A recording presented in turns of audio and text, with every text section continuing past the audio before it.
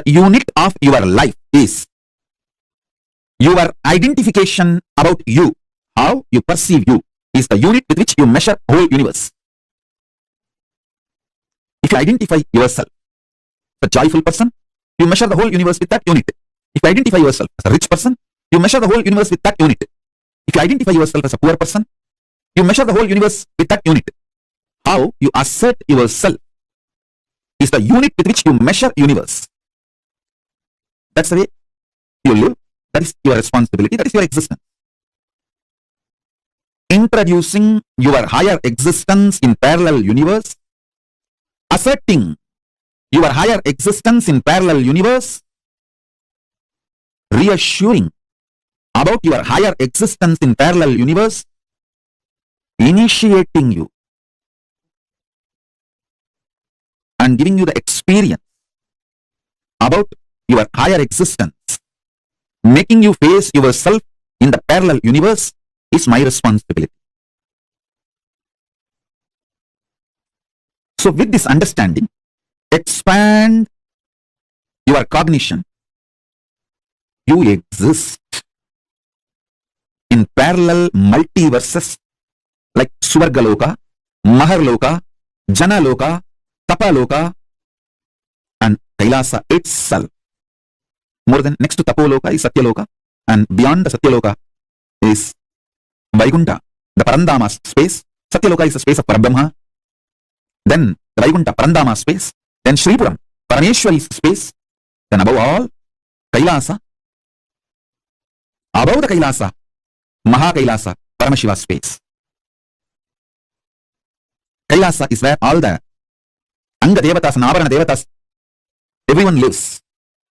People achieve the Salogya, Samipya, Sarupya, Sayujya, Mukti. With Paramashiva, all of them exist in Kailasa. In Mahakailasa, he alone exists. In Paramatvaita Swarupa, Paramatvaita Satya. Sometimes people ask me, what's the difference between various states of consciousness and various planes of the universe? Understand? If you go to dream state and come back, what you see in the dream state, what others see in their dream state will not be same. Both of you may be sleeping in the same room. But when you go to dream, the world will be different. When he goes to dream, the world will be different. But conscious planes, the multi-dimension planes of the universe means like a Tapoloka, Satyaloka, Kailasa. If he gets into Kailasa and you get into Kailasa and come back, description will be same. The scene will be same. Listen carefully. The various states of consciousness is more like the subjective truths.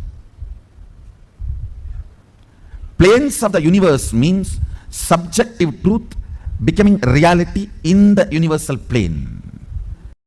Understand? How? Now all of you experience the same in this Jagrat plane. This wall is same for all of you. This mic is same for all of you. The interpretations about the mic will be different. The knowledge about the wall will be different. Perception about the wall will be different. But wall is same. Understand? Truth is same. The facts you derive will be different. So this is the plane of Bhu. If you enter into the planes of Swa, Tapa, Satya, exploring those planes through the various states of consciousness, I should say, if we need to send a rocket to Mars, the fuel we need to fill is states of consciousness. If we need to reach Kailasa, we need to fill our being with Tuyatita. The fuel is the states of consciousness. If you think in your life, grabbing, stealing from others is the best strategy for success, your identity in Patala gets strengthened. If you think the win-win is the best strategy in any deal, whether relationship or business, in every deal of your life, you also should win, other person also should win. The win-win is the most successful, long-term, peaceful, right strategy. Then Your identity in Swargaloka gets strengthened. If you feel no, giving up, sarva parityaga. Tyaga is the best strategy for all the auspiciousness in the life. Tyaga is the best strategy, the greatest powerfulness in the life. Then your identity in Tapoloka gets strengthened. If you feel integrity is the best strategy. Your identity in Satyaloka gets strengthened. If you feel integrity to Guru and the God is the best strategy. As I say, Paramashiva revealed many times, the manifest form of Paramashiva is Guru. Unmanifest existence of Guru is Paramashiva. State of Guru is Paramashiva. Statement of Paramashiva is Guru. Statement of Paramashiva is Guru. State of Guru is Paramashiva. Avyakta of Guru is Paramashiva. Paramashiva's Vyakta is Guru. Manifest component of Paramashiva is Guru. Unmanifest existence of Guru is Paramashiva. Understand? The extraordinary powerful existence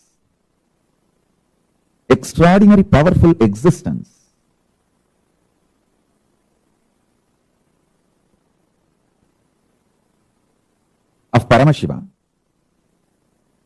in his avyakta, unmanifest, remains as Paramashiva. In his manifest, he becomes Guru. Some of the powerful cognitions I repeat, so it enters into your very core cognitions, your very being, your very core. That's the reason I repeat some of the right conclusions, the conscious conclusions you need to arrive. So let me give you the deeper truths now.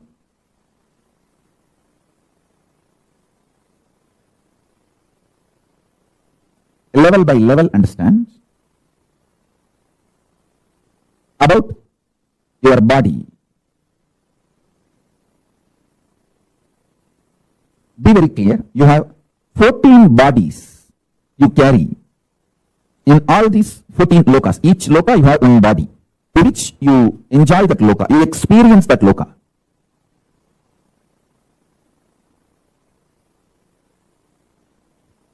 Actually, the body you carry is the base from which you enjoy that loka. So the body you are carrying now in this bhuloka, where you are sitting and listening to me, this body has only one relevance to the body you are carrying in Kailasa or the body you are carrying in Batala, the lowest and highest. The breathing which goes into you and comes out, the prana is same.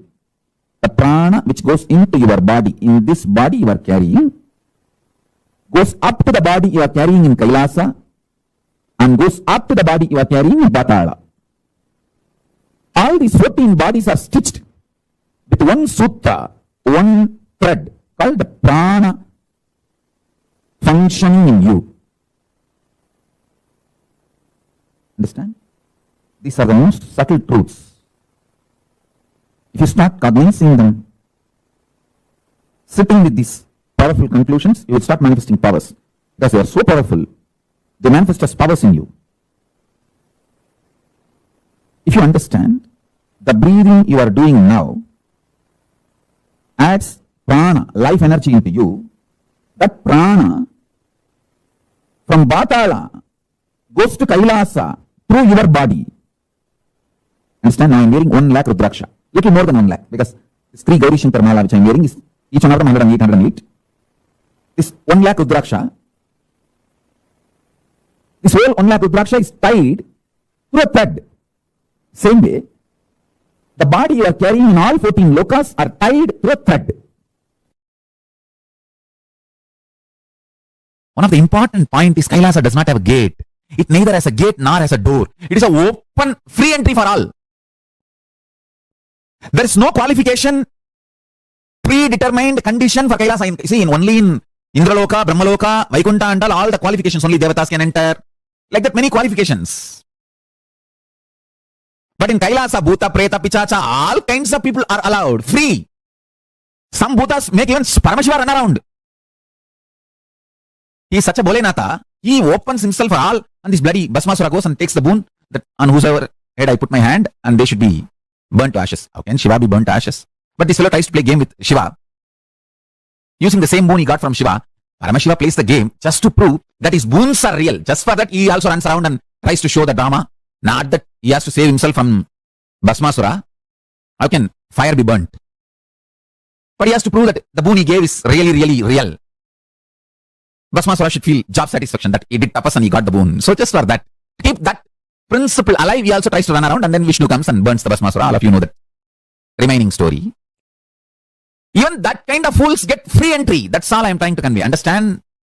One of the greatest blessing I had in my life was, I was literally, really in love with Arunagiri Yogeshwara, my guru, when I was listening to him. When I was listening, I was really in love with him. There was no calculation, maths. All I know is I am blessed even to get this space with him. Over. And if my guru has said, after the end of this satsang, your life is going to end, everything is over, even then I would have decided to be with him. I would have said that is absolutely okay for me. Take the life, let me be here with you. I was ready to pay my life to have that one sitting with him. I was very clear. My life is too small to pay for his presence. I was absolutely clear. If he demands my life, I will, without even having second thought or any maths, I'll just give him. Because I know the logic with which he was functioning is worthy of paying millions of lives. Understand? Every penny you acquire, you can enjoy till your this life. Every powerful cognition you acquire, you can enjoy as long as you exist. Accumulation of powerful cognitions is the most important life purpose. That is the most important life goal. That is the greatest life wealth. Understand? Whenever we are beaten, agitated, flare up, how our energy responds to ourself, world and cosmos and God. If that is based on powerful cognitions, you are living enlightenment. The logic with which my guru was functioning was absolutely delicious. It was absolutely ecstatic. I was ready to pay not one, multiple lives to him to receive that. Understand? My simple declaration of my integrity to my guru, even though he neither demanded anything before the satsang or after the satsang, he just mapped Kailasa into my inner space, lifted me to Kailasa, brought Kailasa to me. I literally do that to all of you now. I lift you all to Kailasa and bring Kailasa to you. Listen. Listen intensely. You can have 1,000 reasons why you should be integrated. You can have 1,000 reasons why you should not be integrated. If you decide for integrity, you can lift yourself to Kailasa and bring Kailasa to you. It is all about your simple decision. That's all. Nothing else. Decision. Simple decision. When you make simple declaration of integrity, the spiritual umbilical cord connection between you and Paramashiva is immediately connected. First truth. Tell Paramashiva, I know you are real. Second truth. Not only Paramashiva is my first priority, he is the only priority. Third truth. Let my independent intelligence, consciousness, my will to feel good, bad, right, wrong, my individual soul exists only as extension of Paramashiva. Let me think what Paramashiva wants. Let me will what he likes. Let me live as his extension. Whatever is good as per Paramashiva, let that be good in me. Whatever is right as per Paramashiva, let that be right in me. Whatever is powers as per Paramashiva, let that be with me. Whatever is right as per Paramashiva, let that manifest in me. Om, Om, Om. Paramashiva is not just my first priority, he is my only priority. The Lord of all these multiverses, the ultimate of this universe, cosmos. Om. Let Paramashiva's activism manifest in me. Let me breathe only the way he wants.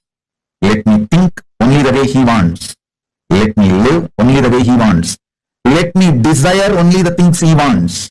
Let me enjoy only the things Paramashiva wants. Let me live only the way Paramashiva wants.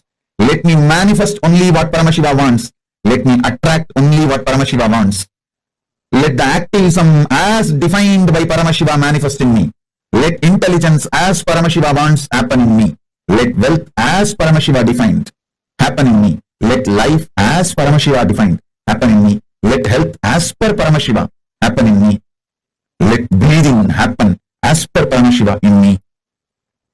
Paramashiva is the only priority. Let Paramashiva be the only priority. Oh, let the inhaling happen as Paramashiva inhales. Let exhaling happens as Paramashiva exhales. Let my heart beat as Paramashiva's heart beats. Let my stomach digest as Paramashiva digests. Let my brain flow, visualize as Paramashiva visualizes. Let my will cognize as Paramashiva cognizes. Let my existence manifest as Paramashiva manifests. Let Paramashiva's existence be my existence.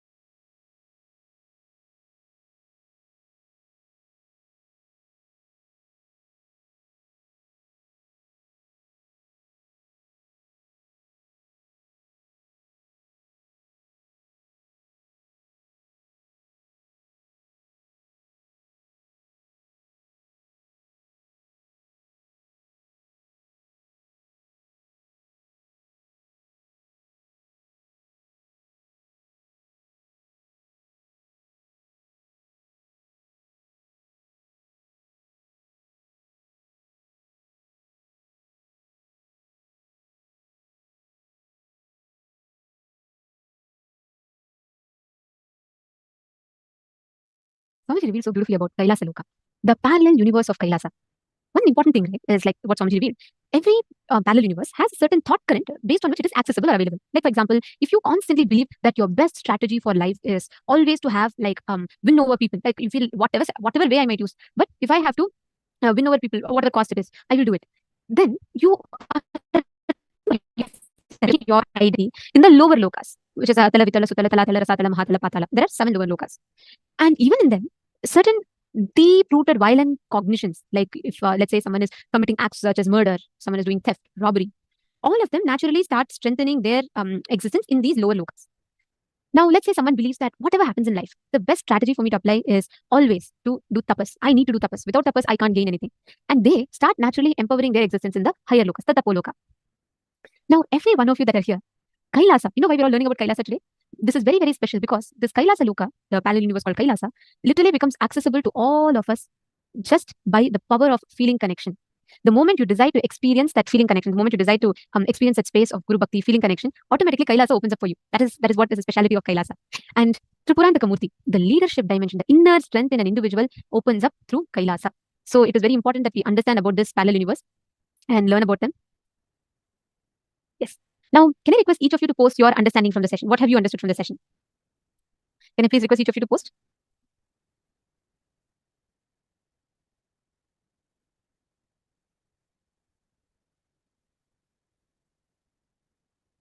Can each of you type out what you understood as Kailasa, what you understood as... Okay, I think someone is unmuted. I request all the participants to please mute yourselves. Yes. Okay. Now, also one more thing. Ma Mallika P and Ma Nataraja Priya, Ma Ananda Mahapurana, and I see many of you are sitting here sincerely. I want to request all of you to proactively participate in the session. Whatever you're understanding, please posting that in the chat. Ma Mallika, which place are you from, Ma? Actually, I've been noticing you're sincerely sitting and listening to the sessions. Could you please post in the chat which place you're from? And Ma Carmen Maris, Ma Paramashiva Shaktini. Yes. And Ma Jin Yu Shen, Ma Su Ying Zhang, and Ma Karin, and Ma Jenny Tran. Okay, very nice to see all of you sitting. Now, each of you, please understand, the moment you open up the parallel universe called Kailasa, the moment you start connecting to that dimension, you will start experiencing the space of oneness, Paramashiva Shaktis manifesting in you. Okay, now we're going to be understanding what Swamiji revealed.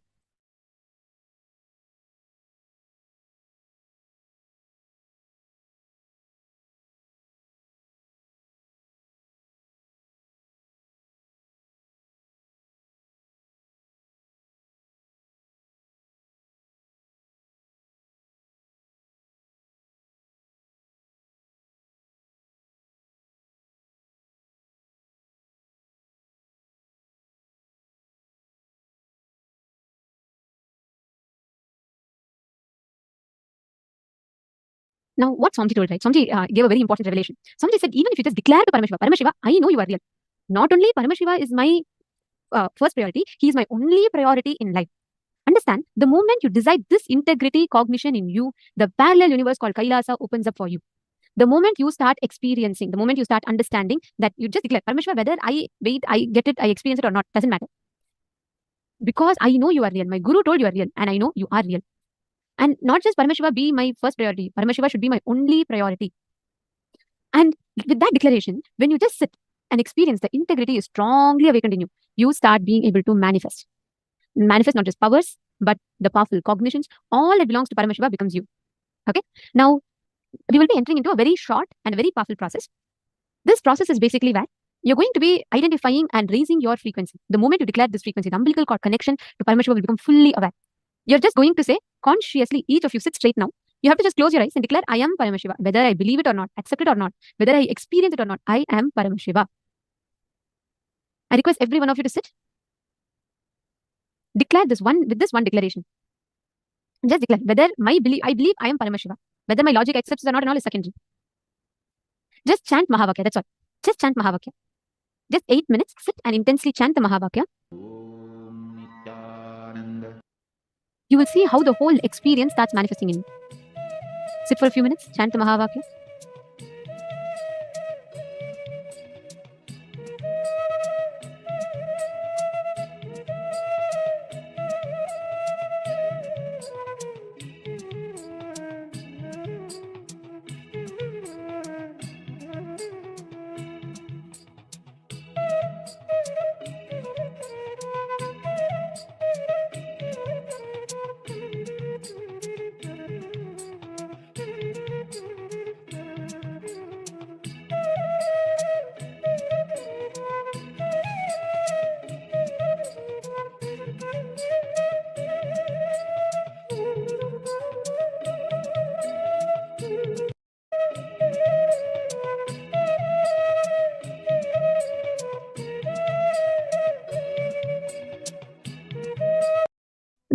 understand, when you just close your eyes and meditate on the existence of Paramashiva and Kailasa, you start manifesting that experience. Just by you meditating upon the Kailasa's existence, by you understanding, by you experiencing that, is itself powerful enough to give you the breakthrough. Now, next session, we are going to be understanding one of the most important aspects. We are going to be learning about what is the science of power manifestation. How does power manifestation work? What is the science of it? Why should someone manifest powers? Why? How is it relevant to our lives? We're going to be learning all of this in the next session. I request everyone to listen very carefully. You connecting to the parallel universe called Kailasa happens when you connect to Paramashivam. You just let that energy manifest through you. Every time you need to connect and gain that experience, remember this one thing. Remember that Paramashiva continuously is available to all of us through Kailasa, and just by feeling connection with Swamiji, you can manifest that space and state. Now, let us enter into the next session where we will be understanding about what is power manifestation and the science of power manifestation. We will now be listening to these revelations. Do not miss, it's a very important session.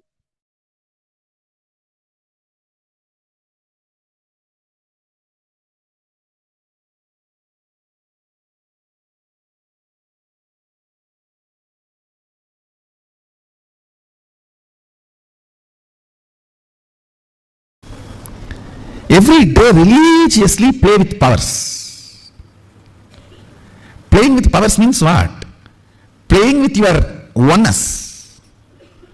Playing with your ability to be grounded in oneness with Mahadeva, Sadashiva. Understand, powers sometimes may not manifest, but you playing with Mahadeva always does right thing for you. That's the best thing for you. Sometimes the food you ate will be digested, sometimes may not be digested. That does not mean you will stop eating. Even if the food what you took is not digested, you have to take some other food which will make the digested and clean the stomach. Some people ask me, what is the solution for power not manifesting? Solution for power not manifesting is power manifestation. That's all. Just little more oneness and little more will persistence. That's it. Power manifestation will automatically make you integrated. Man with $1 billion will not lose his integrity for a penny on the street. Law of life. Understand? Law of life. Integrity is a law for the poor man, moral for the middle class man, way of life for a rich man. I'm not talking just in ordinary money sense. I'm talking from the sense of powerfulness. Integrity is the law to be enforced on a powerless poor man. It's a moral to be taught for a middle class man who faces ups and downs. It's a royal way of life. Raja Vidya for powerful being. So all your energy, your effort, your will, persistence should go on power manifestation. So naturally, your idea about you will be raised. Understand? You just need to feel all the time you are Harry Potter. Means we can create a new word, Harry Potter. You just should know. You have that oneness, spider. You can just stretch your hands and that spider will spread all around and you can do what you want. Oneness is the material. Oneness is the existence. Oneness makes you feel royal. That's the right word, I'll utter. At least attend through online. Don't miss. I'm actually literally going to put this fire and make that aushadha. What I take out of my body to settle my body, if I put that in your body, will go up. That's all. So that's a simple logic. What I'm taking out of me to settle me, I'm going to put it in you to raise you. That's it. That's exactly I'm going to put it in the Mahasvashivoham Aushadha. Go on manifesting powers that will actually make you healthy, wealthy. For example, if you are moving a matter, don't think just you are only moving a matter. You will be killing your liver and kidney and heart during those moments. If you even medically test, your internal organs will be at their best performance. When you move a matter, time stops working on you and the anti-aging happens to you. A reversal of all the physical damage done to your body by time happens. If you just move a matter through power manifestation, your yoga will become amazing. Your digestion will become amazing. And your wealth manifestation will become amazing. Because you need to understand all power manifests from the space of Mahadeva, Sadashiva. It's not that for each power you have separate mantra and you use that mantra, only that power manifests. No. You use tantra, not mantra, which is same for all power manifestation. Go on be power manifesting. Go on be reaching out to others. Go on be causing. I tell you, that just makes you a pure channel of Mahadeva, Sadashiva. That makes you a pure channel of Sadashiva.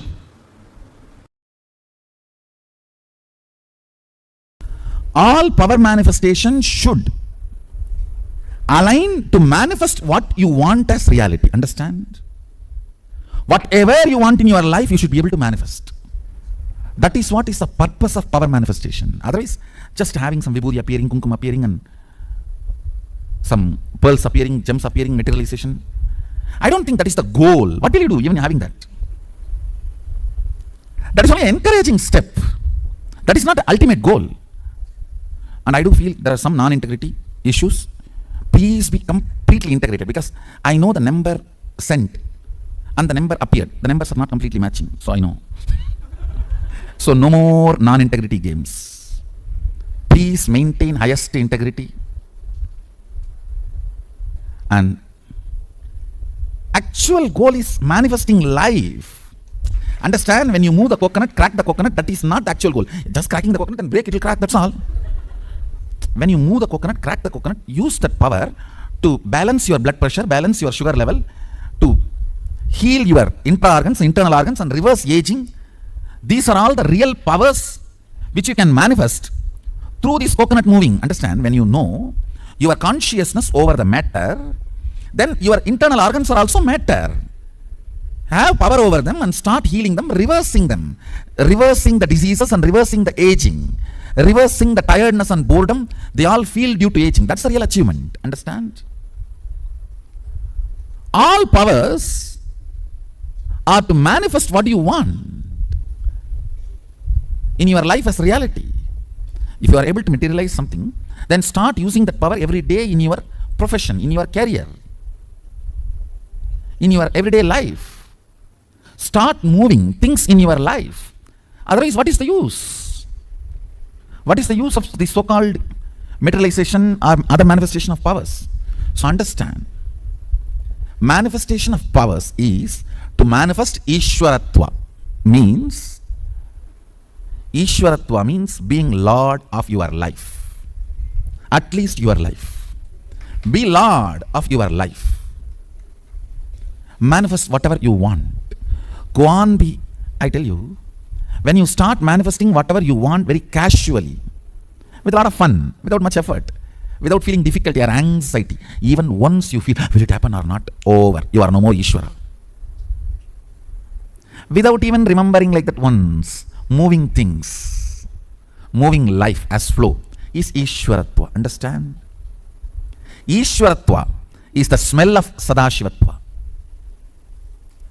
State, space, powers, manifestation.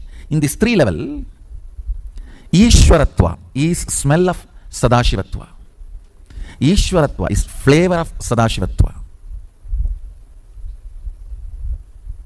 So understand, first thing I want to tell you, no non-integrity business in any power manifestation.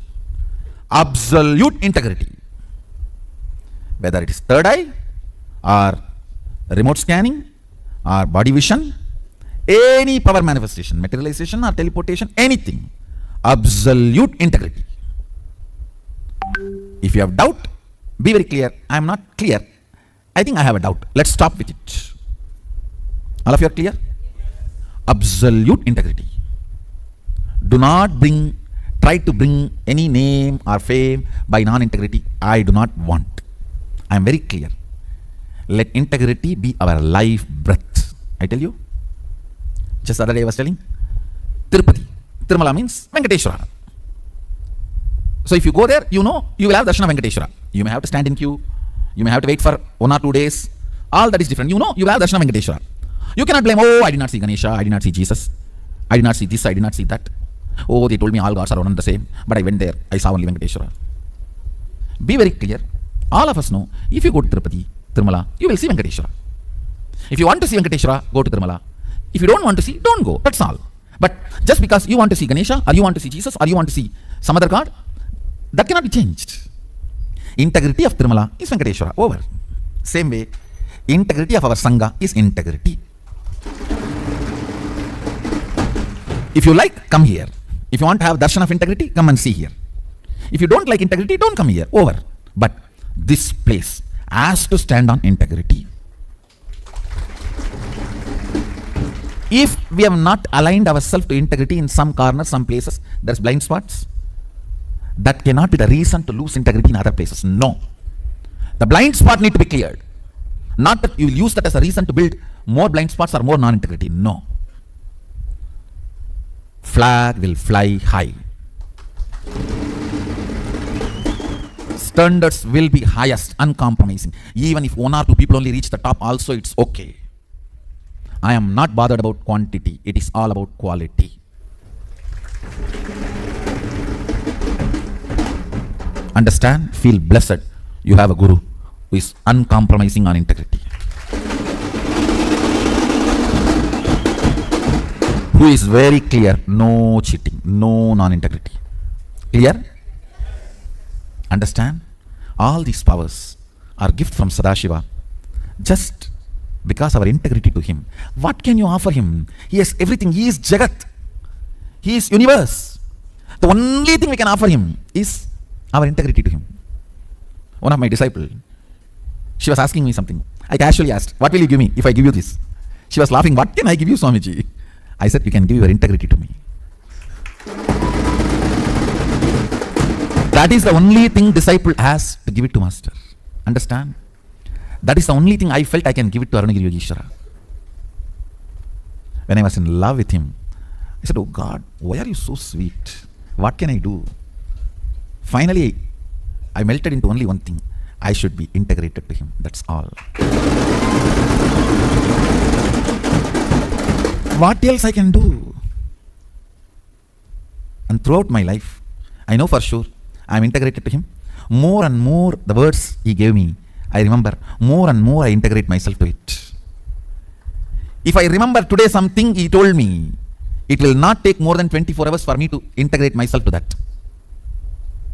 Then, next day he reminds something else. Understand? Everything is pure gift from Sadashiva because we are integrated to him. And this moment, if Mahakala appears, I can tell him, oh Prabhu, I was integrated to you with all the knowledge, energy, intelligence, powers you gave me. Come on, I am ready to be inside you. Take me, I am ready. My accounts is clean. Understand? Being in that space is what I call integrity to Sadashiva. Keep your accounts clean.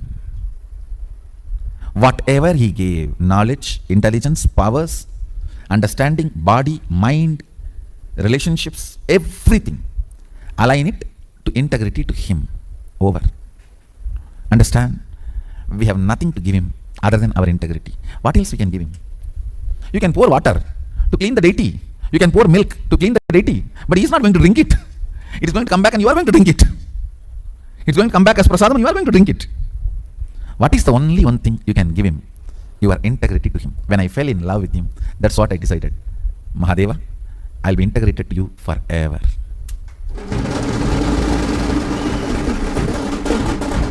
That is the symbol of love. That is the symbol of love. So in all power manifestation, make sure we are highly integrated. We are highly integrated. Not for anybody else, but for Mahadeva, but for Sadashiva, but for Mahakala. Understand? When you are completely integrated to him, the confidence he showers on you is the best power you can have. The confidence, the feeling empowered. I tell you, even if an ordinary person loves you, how much you are empowered, feeling empowered. If Sadashiva loves you, what will happen?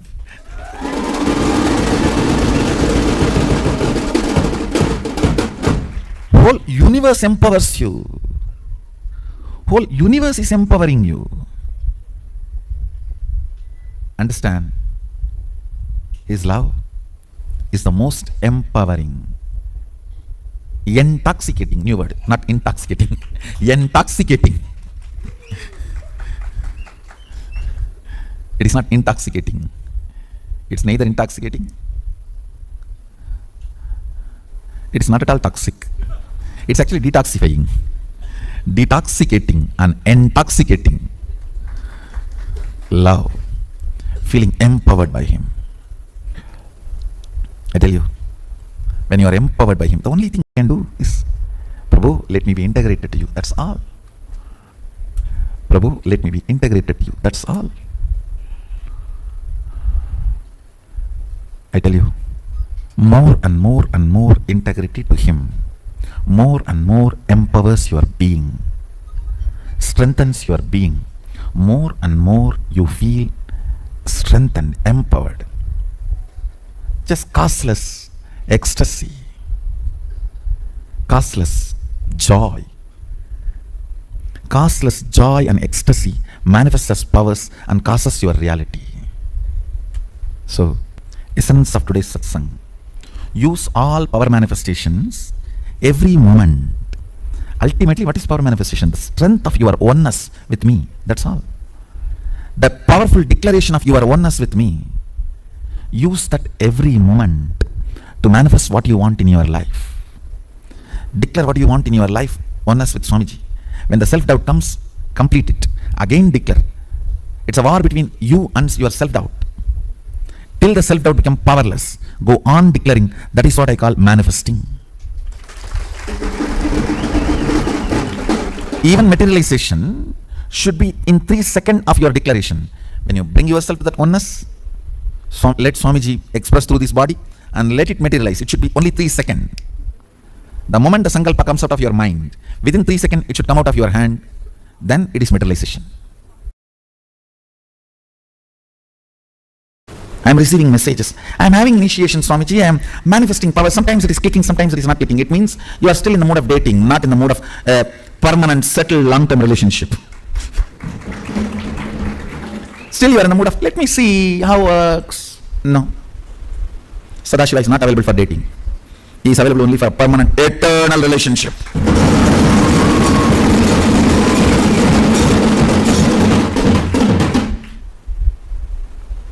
Understand? This is the country of integrity and stability.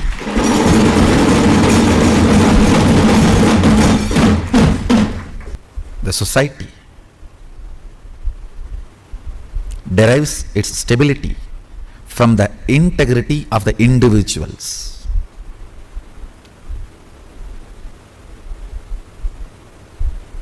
Understand? Bring responsibility in your enriching and causing.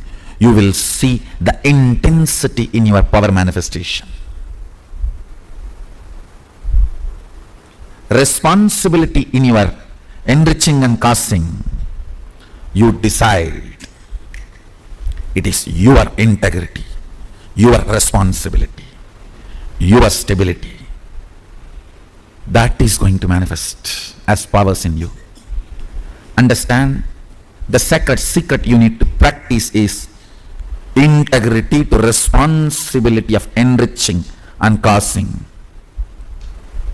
If you feel you want to manifest this power more strongly, become a committed causer. Sambhavana is Kailash currency. It is a pride you receive. Nothing wrong in it. It is not currency. It is Kailash currency.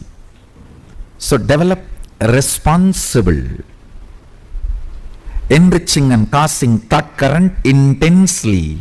You will intensely manifest all these great powers of length, body scanning and healing. This will manifest so intensely. You will be able to do all this remotely. You will be able to perform spiritual surgeries remotely. You will melt tumors, break kidney stones, melt the fat. You will perform even beauty surgeries just through the third eye. Just through the third eye. Understand?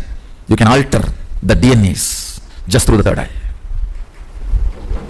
You will manifest intense powers of logic.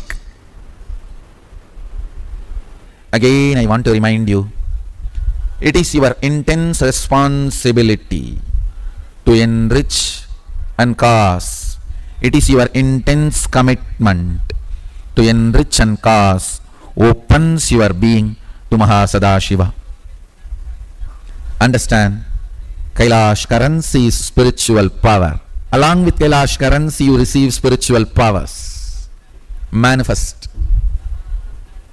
Intense enriching and causing, you will manifest powers. Let's continue. Enriching and causing, you will manifest powers and Kailash currency. With this, anything which happens as a natural flow, spontaneous flow in your life is powerful cognition in you. Powerful cognition never struggles. That is the law of life. If there is a struggle, some part of you is not having powerful cognition. Whether you want to manifest wealth, health, life, beautiful relationships, enlightenment, joy, anything you want. If you manifest powerful cognitions, one of the most fundamental thing will happen to your life is a free flow expression. Dharma is a spontaneous natural law, manifests due to conscious decision. Listen carefully. But if you consciously decide to practice that cognition with a powerful cognition, the ultimate truth, I am Paramashiva, anything other than this is delusion and pollution in me.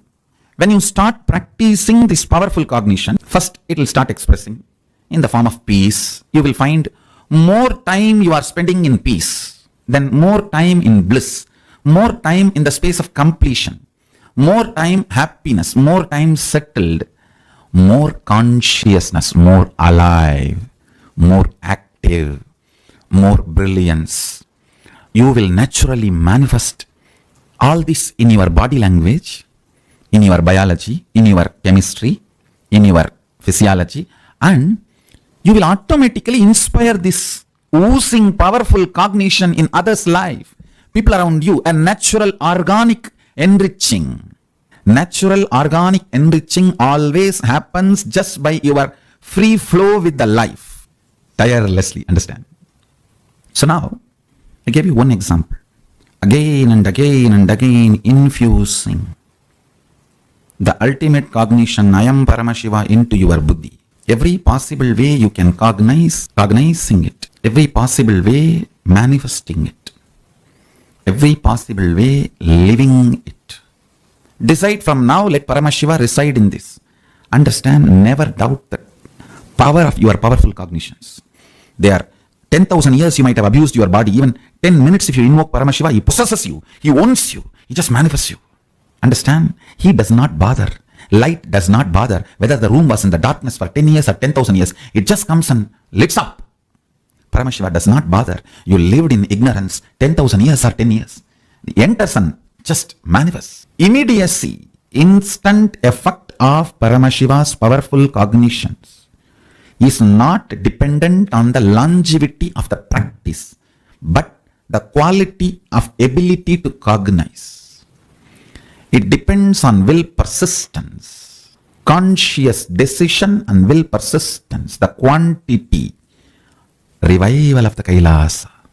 Even if you practice little bit, powerful cognitions are such, even practicing little bit releases you, liberates you from the great fears. The state of Paramashiva, pure, unclutched, nirvana, sharira, turyatita state, pure enlightened space. That state is the state of Paramashiva, where the source of the cosmos vibrates in its existential frequency. The space of Paramashiva means the space in which the integrity, authenticity, responsibility, enriching, causing, completion, the 6 powers manifest and manifest all the possibilities. Understand? Integrity is not rule or restriction or moral. No, it's a power. It is your own ability to identify you is integrity. Paramashiva's space is a power. Integrity is a power. Authenticity is a power. Responsibility is a power. Enriching is a power. Causing is a power. Completion is a power. It is not moral. It is power. If you are struggling with integrity, you are thinking integrity as a rule. If you know waking up in the morning, Brahma Muhurta, and meditating is nothing but manifesting power, your life's purpose, you know you have a power to expand more powers, you will simply wake up in the Brahma Muhurta and start doing yoga and meditation. If you are struggling to wake up in the Brahma Muhurta for yoga and meditation, you think sleeping will empower you. Changing powerless cognitions and adding powerful cognitions is completion. Realizing your integrity, authenticity, responsibility, enriching is power, not bondage, is living enlightenment. Poverty is nothing but economical illegitimacy to your identity. If you build the spiritual identity, right identity, you will manifest economical legitimacy, means wealth. Because of your powerful cognitions, the way you carry yourself is accepted by everyone. The way you live becomes a culture, is cultural legitimacy for you. Bring powerful cognitions in your life, through that bring spiritual legitimacy to your existence, to your identity. With that strength, bring social, cultural, economic legitimacy to your existence. Naturally, you will be able to manifest anything you want. Understand? This whole science, manifesting the state, manifesting the space, manifesting the powers, manifesting the being, manifesting the super consciousness of Paramashiva. Listen. If you bring spiritual, social, cultural legitimacy to you, you will understand this science of living enlightenment is the complete solution for all the problems individual or society or modern day humanity is facing. Then you will understand all the problems of the modern day humanity, Sanatana Hindu Dharma is solution. Whether the terrorism or climate change,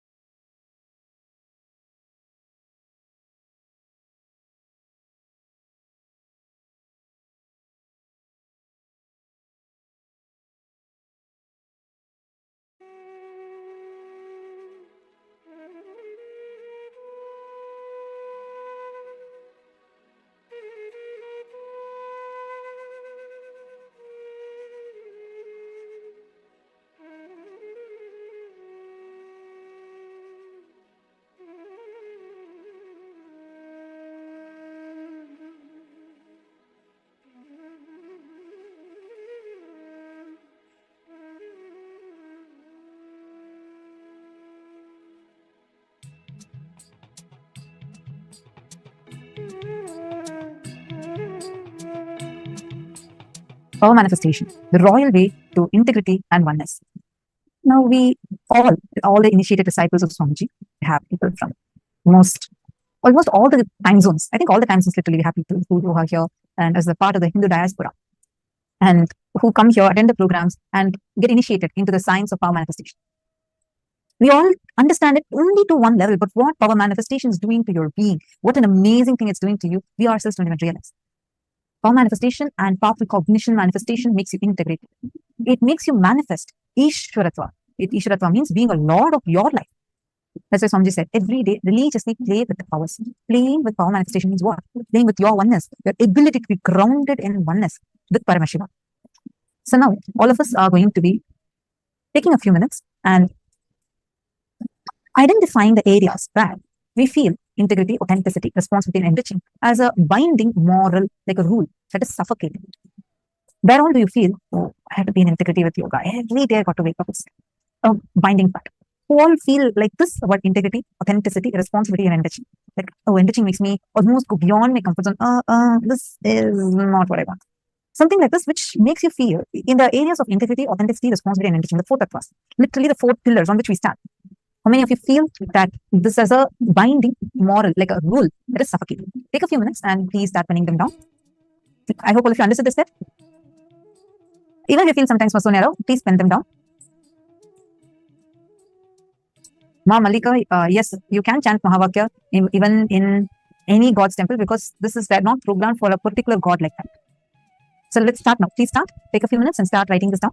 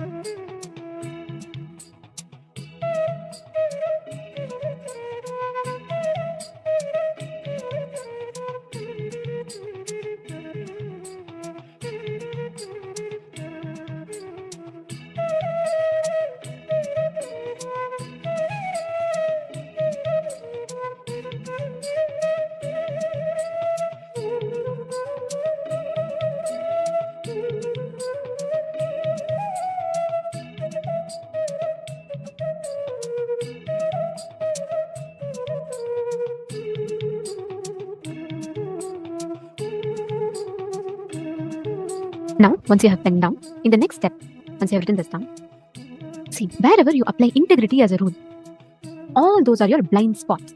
Everything cannot be like a hard rule. Life cannot be like a hard book of rules. It is to be operated with extreme intelligence and extreme awareness. You cannot say, oh, this is not in the book of rules, and so I can't do it like that. Life doesn't go with that. It is not okay. It's black and white. Just put, this is the rule. Give me the rules. I'll just follow it. No, then you become like a machine. We all have something called independent conscious will. The whole game is about how you are accessing, how you are experiencing this independent conscious will within you. Are you all catching it? This is one thing, if you understand, this is one thing if you catch. The perspective from which you look at life will completely change. The perspective from which you understand life, it cannot be everywhere where you think integrity is a hard rule. Like for example, morning yoga. Swami tells, okay, be integrated to everyday morning yoga. But if you think that as, oh God, every morning I have to wake up, it is too much, it is a rule, because it's a rule I have to go, then you are only the loser. Understand every moment, any crisis or situation. You cannot ever have a rule to solve it. It only happens out of intelligence. There's a big difference between rules and intelligence. Nithyananda, sorry, I'm seeing that many participants tend to get unmuted. I apologize to all. I'm seeing the male bodies room have had some inconvenience because of that. It's fixed now, so you'll not have that issue. Alright. So now, all the places where you experience this, they are called your blind spots. Means where you're not aware of a particular pattern. Now, I request every one of you to go back and analyze your blind spots. Integrity is power. Authenticity is power. Now, in each areas where you wrote down, write down the powerful cognitions in each of those places. What is the exact powerful cognition you're going to apply?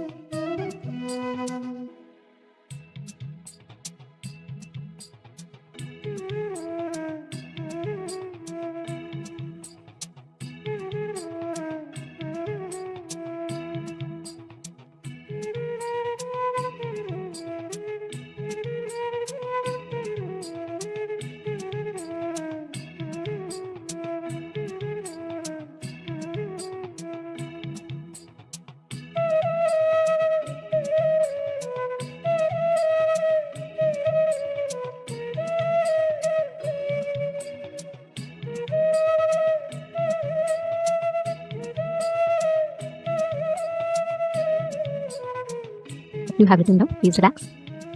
Now, we're all going to be entering into the next part, manifesting this powerful cognition as a power, manifesting this powerful cognition as an experience in each of us. I now request all the participants, every one of you, to sit with this position, and when you manifest the power, you will literally see that the objects in front of you will listen to exactly what you want, what you're consciously willing. Even the object in front of you will move and will listen. The matter will listen to you as per your will.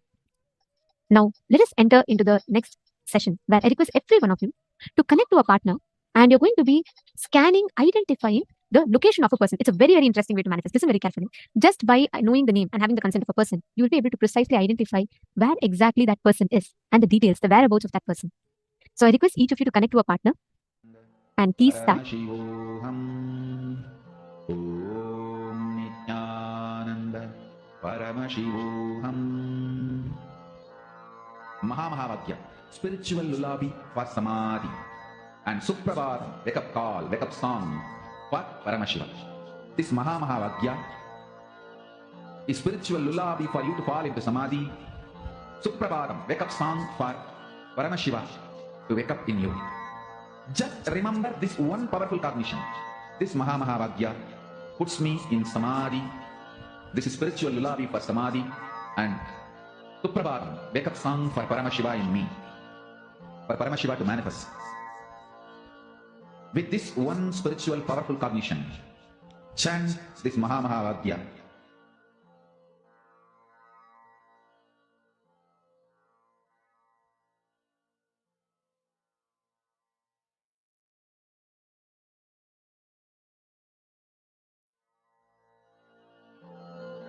Mahamahavagyam, spiritual lullaby for Samadhi, and Suprabhatam, wake up call, wake up song for Paramashiva to manifest.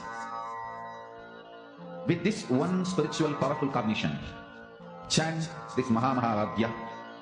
Om Nithyananda Paramashivoham.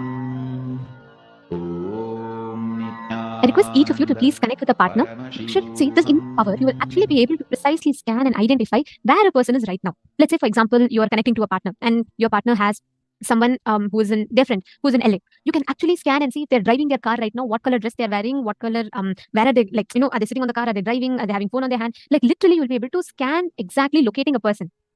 Can I please request every one of you to connect to a partner? Ma Mahajala Shaktika and Ma Nitya Guru Prasadini, Ma Nitya Guru Prasadini, and Ma Suzanne, Ma Virupaksha. See, you're saying Ma Virupaksha, you're saying you don't feel enriching and causing is suffocating. It's not just that, Ma. So the context is not that whether, do we enjoy it or not? But understand this, whenever you enrich or when you follow these tattvas, do you make that as a suffocation inside of you? What does that mean? Are you following it as a rule, hard set rule, or are you following it with inspiration? Okay, Ma Mary Claire, Ma Sonia Rao has partnered up. Ma Mahabhairava Jnana. See, it is not scanning the house. Ma Sonia Rao, Ma Mahabhairava Jnana. All of you listen very carefully. It is not scanning the house. Listen, there's a big difference. I request all of your kind listening. If you're all listening, please put yes in the chat. Listen, you are not going to scan the house of your partner. Listen, for example, let's say Ma Sonia Rao. Let's say you're scanning me. Okay, or let's say you're scanning Ma Vimala. You're going to connect to Ma Vimala, and you're going to ask her, let's say, for example, she's going to give you her friend's name. Okay, and then she'll say, can you scan where exactly this person is? Of course, make sure you get the consent of the person. You will be able to clearly see where is that person. Is she driving right now? Or what is the color of dress she's wearing? What exactly she's doing right now? You're going to be able to scan those details. Are you all understanding? You're not going to do house remote scanning. Means you're not going to scan the house. Ma Mahabhairava Jnana, you're catching it? You're going to be scanning the location of that person. Means what exactly they're doing right now at this moment. Ma Sonia Rao, see, if you see them, you'll know that they're in the house. You're going to scan their friend. Like, for example, you're going to scan someone that one of their friend or someone, let's say like they have a brother who in the house who's sitting and studying in the study room. You're going to be able to scan and describe that person. Are you all catching it? Okay. Can I request every one of you to please connect to a partner? Please connect to your partner and ask your partner to give you a friend. So it's not your partner itself you're going to scan. Please chant the Mahavakya and start manifesting. Om Nithyananda Paramashivoham. Om Nithyananda Paramashivoham. Om Nithyananda Paramashivoham. Om Nithyananda Paramashivoham. Om Nithyananda Paramashivoham. Om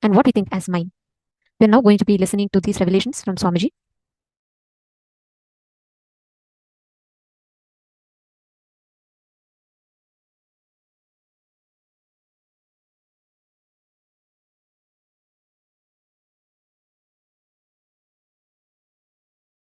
The reason for enmity, please understand.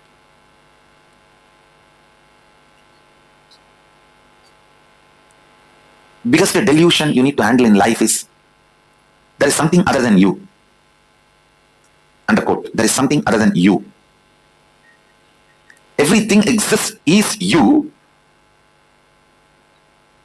If you feel there is something other than you, that is delusion. Handling the delusion is very important. For that, you need to know what or whom you feel as other than you and why you feel that or them as other than you. Please understand.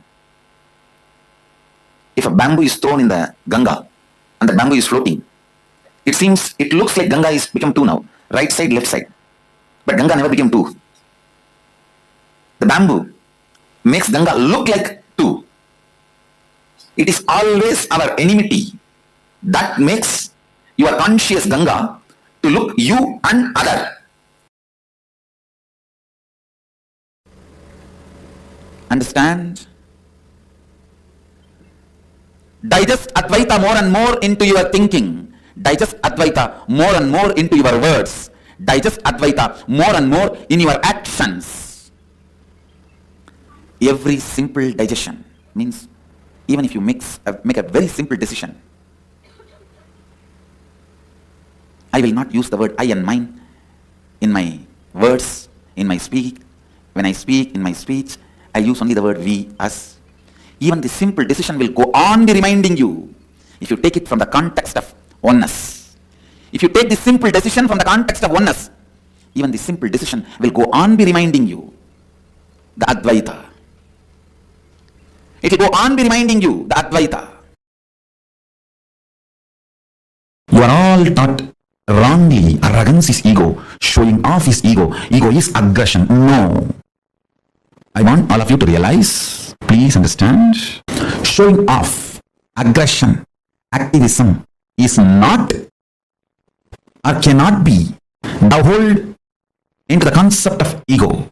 That is not the definition which can solve your problems. I'll tell you from the vision of Paramashiva, what is ego precisely? Ego is self-beating mechanism, the stick with which you constantly beat yourself, put you down through your self-doubt, self-hatred, self-denial. Constant SDHD bonding gum is what I call lust, and the frequency with which you use that is ego. Second important thing, the identity I is not the source of mine, but mine is the source of I. This delusion, listen carefully. The truth is, I is not the source of mine is the source of the I. This is the truth. The real I you have, it is from Paramashiva. The I you experience is from mine. But due to the delusion of the lust, you start feeling the mine is from I and constantly legitimize decisions of the mind as the decisions of the I. Please understand. Decisions of the mind, when you associate that as the decisions of I, you have fallen into delusion. For example, some small chemical imbalances in your body, hormonal imbalances in your system, if they decide something, it is decisions of mind, not decisions of I. But you pick those decisions and attribute them to you and start thinking it is decisions of I, then you execute it. That delusion, the decisions of mind getting attributed to decisions of I, decisions of mind becoming part of the decisions of I, decisions of mind due to the lust gets attached and made to feel experience as decisions of I. I tell you, this is the worst shade of the lust. Worst shade of the lust is not the body's attachment or craving for another body or person. The worst shade of the lust is the actions and reactions of the mind being portrayed to you as the actions and reactions of the I due to the extreme attachment, lust between mind and I. Listen carefully. Shanti means able to see the gap between what is the instinct of the I and what is the instinct of the mind. That is Shanti. Able to see inside your inner space The thoughts generated in you, are they from mine or are they from I? Always the I realizes and releases only powerful cognitions. Always mine realizes and raises only powerless cognitions. It's an eternal law of life. Ability to see the gap is Shanti. Inability to see the gap is Moga. The I and mine, these two are the root of all your incompletions. I and mine. People always think the I comes first and then mine happens. No. Mine comes first, then I happens. Based on whatever you cognize as yours, you cognize who you are. Listen. Based on whatever you cognize as yours, based on that you cognize you. Many times the yours, that mine, becomes the source of I. So if you give away all of them, the incompletions also will disappear. You will evolve a new I which can be reinvented, which can be rebuilt based on completion. I tell you. Poor man is a man who has never seen poverty even once in life. Understand? I am defining who is poor man. Poor man is a man who has never seen poverty even once in life. Because this country has already suffered in poverty, we are not understanding the richness it can cause. Please listen. I am not promoting poverty. All I am trying to tell you is, even once, if you have not realized poverty, you will not have the free space in your being to reinvent yourself. That is why, in the science of enlightenment, at one point, you have to break, renounce everything, be in the street empty-handed, till that you don't own anything. Nothing can be the reason for your cognition of I. Your I has to be just dependent on I. The mind cannot be the foundation ground for I. For that understanding to sink in, at least 1 year in your life, you should have been empty-handed, nothing, without anything. No relationship, no friends, no money, nothing. I tell you, that 1 year will give you the strength to reinvent who you are. And I can tell you, 9 years of my accepted poverty, self-imposed poverty, not imposed on me forcibly. I may not want to say my Purvashram family is rich, but they are decent. They were able to provide food and clothes and shelter for me. That much they are able to do. But when I renounced all of that, and family, friends, all the known contacts, everything, that 9 years of self-imposed poverty gave me tremendous space to reinvent myself and rebuild the new I from the space of completion. Because of mine, you build I. When that mine is taken away, the I can just be rebuilt. Many people come and tell me, rich guys, filthy rich guys, Swamiji, there was a time I declared bankruptcy. I did not even have food. This scene which I am describing will be a typical part of all big rich guys. There was a time I declared bankruptcy. I did not have anything. There was no friends to help me, nobody to support me. I was homeless. I was begging and eating in the streets. I tell you, that part of the life is a blessing. They may not know, but that is the blessing. Because that is the time when mine is taken away, I melts down, all the incompletions disappear. You will have an inner space where you can reinvent and rebuild yourself from the space of completion. Biggest delusion you need to handle in life is, there is something other than you. Underquote, there is something other than you. Everything exists is you. If you feel there is something other than you, that is delusion. Handling the delusion is very important. For that you need to know what or whom you feel as other than you, and why you feel that or them as other than you. Please understand. If a bamboo is thrown in the Ganga and the bamboo is floating, it looks like Ganga is become two now, right side, left side. But Ganga never became two. The bamboo makes Ganga look like two. It is always our enmity that makes your conscious Ganga to look you and other.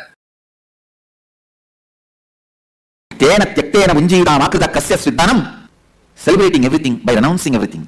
Isha Vasyam Mitam Sarvam Yakinja Jagatyan Jagat Tena Tyaktena Vunjita Makrata Kasya Siddhanam Kurvanevega Jivishetadakun Sadaha. Whatever is, by renouncing, celebrate it. By renouncing the idea of I and mine, celebrate whatever is. sublime poet. Isha Vashyam Idagum Sarvam Yatincha Jagatyan Jagat Tena Tyaktena Munchida Makrida Kasya Siddhanam. What a subtle, sublime truth. See, everything exists, is energy. Stop identifying as I and mine with something separate. Renounce this I and mine and be liberated and celebrate and enjoy. Everything exists. Are just remembering this verse, without food and water and sleep, I can spend days together. When methods are given, you ask for the gist. When conclusions are given, you ask for the method. It's a human mind. Ishavasya Upanishad gave all the conclusions. Ishavasyam idam sarvam yatkincha jagatyan jagat yena tyaktena vanjita makridam makridakasya svidhanam. All conclusions. Ishavasyam idam sarvam, the conclusion about the universe, the life image you need to have.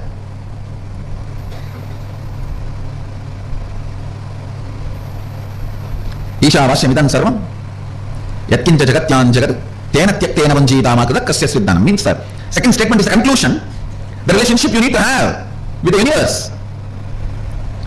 Everything is part of you, be part of it. Not having the individual I and mine, celebrate the whole. The whole Ishavasya Upanishad, if you see. Conclusions, that's all.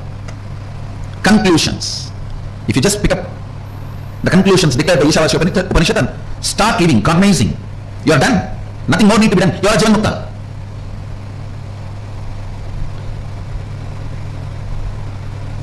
But you don't do it with that simplicity, in that simple way. You ask for a method. How? Everything is God. How? Then comes the answer from Upanishad. The Kenopanishad. Kenopanishad is a powerful thought current. I should say thought currents because few more are presented in this. Powerful thought currents. The first thought current presented in Kenopanishad is seeking. Keneshitam padati preshitam manakena prana pratama praiti yuktaha keneshitam vachamimam vadanti chakshushrotram gavu devo yunakti. By whom, willed and caused, does the mind go towards its object? What a question. Just by the strength of the question, you know the person who is in front of you is a seeker or poker, or just an empty cooker.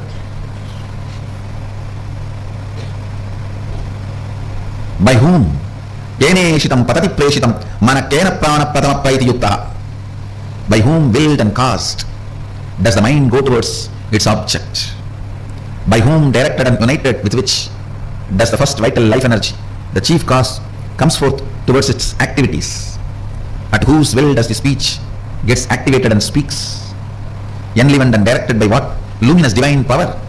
Indeed, do the eyes and ears engage in their functions? Understand? The moment you remember you, what all you perceive as part of you, start questioning them. Start questioning them. Questioning, putting questions about those basic things. Putting questions about those basic things is seeking. Don't assume anything. Understand? The more and more you assume, more and more it shows your ignorance. People who answer for their questions are fools. People who understand when I question their answers are the most intelligent beings. Understand, I do two things when people come with question. Sometimes I give answers to their questions, sometimes I question their answers. When you put a question, you have certain answers in the question. You have certain conclusions. Based on those conclusions, you put the question. I question those conclusions. I question those answers you have. Understand? I am defining seeking. Seeking is having questions without any assumptions as foundation. Non-assumption questions, non-assuming questions is seeking. All of us are completely connected in the space of oneness. I am not saying all of us are one. All of us are in the space of oneness. All of us are in the space of oneness. If you see goodness from outside, you are in the space of completion inside. If you see bad things outside, you need to complete inside. Let every decision you make, let every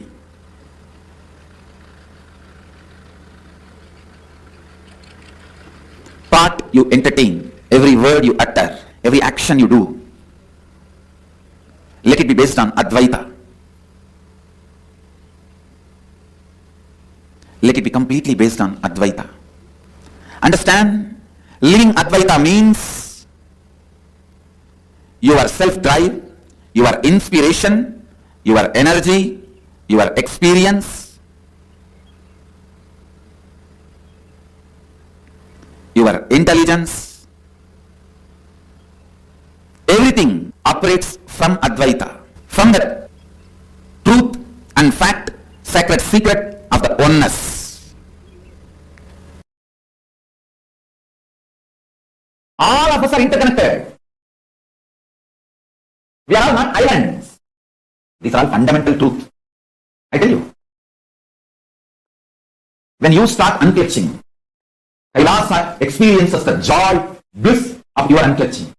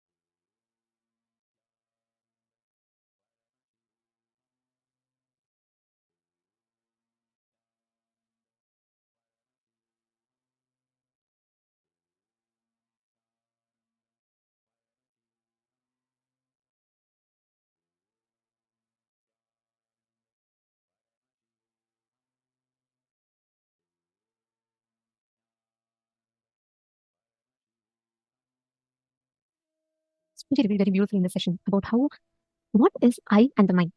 Now, I want to start this session with a question to all of you.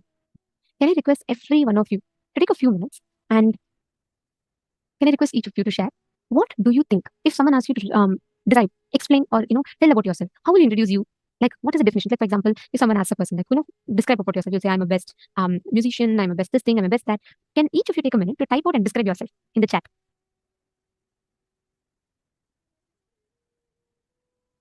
Can I request each of you to type out, post in the chat?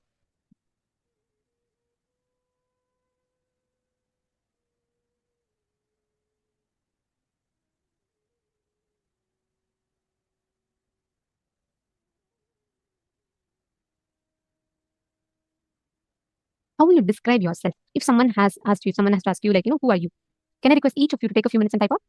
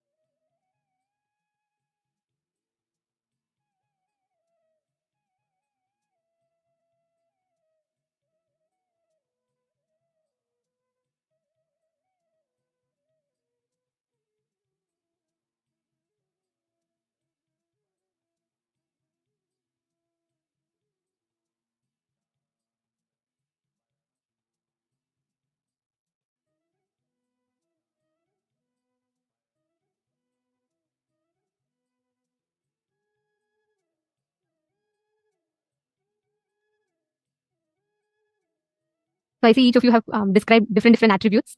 See, the moment we ask, the moment someone tells, can you tell me about yourself? Each of us explain about who we are based on our mind, correct? I see each of you have posted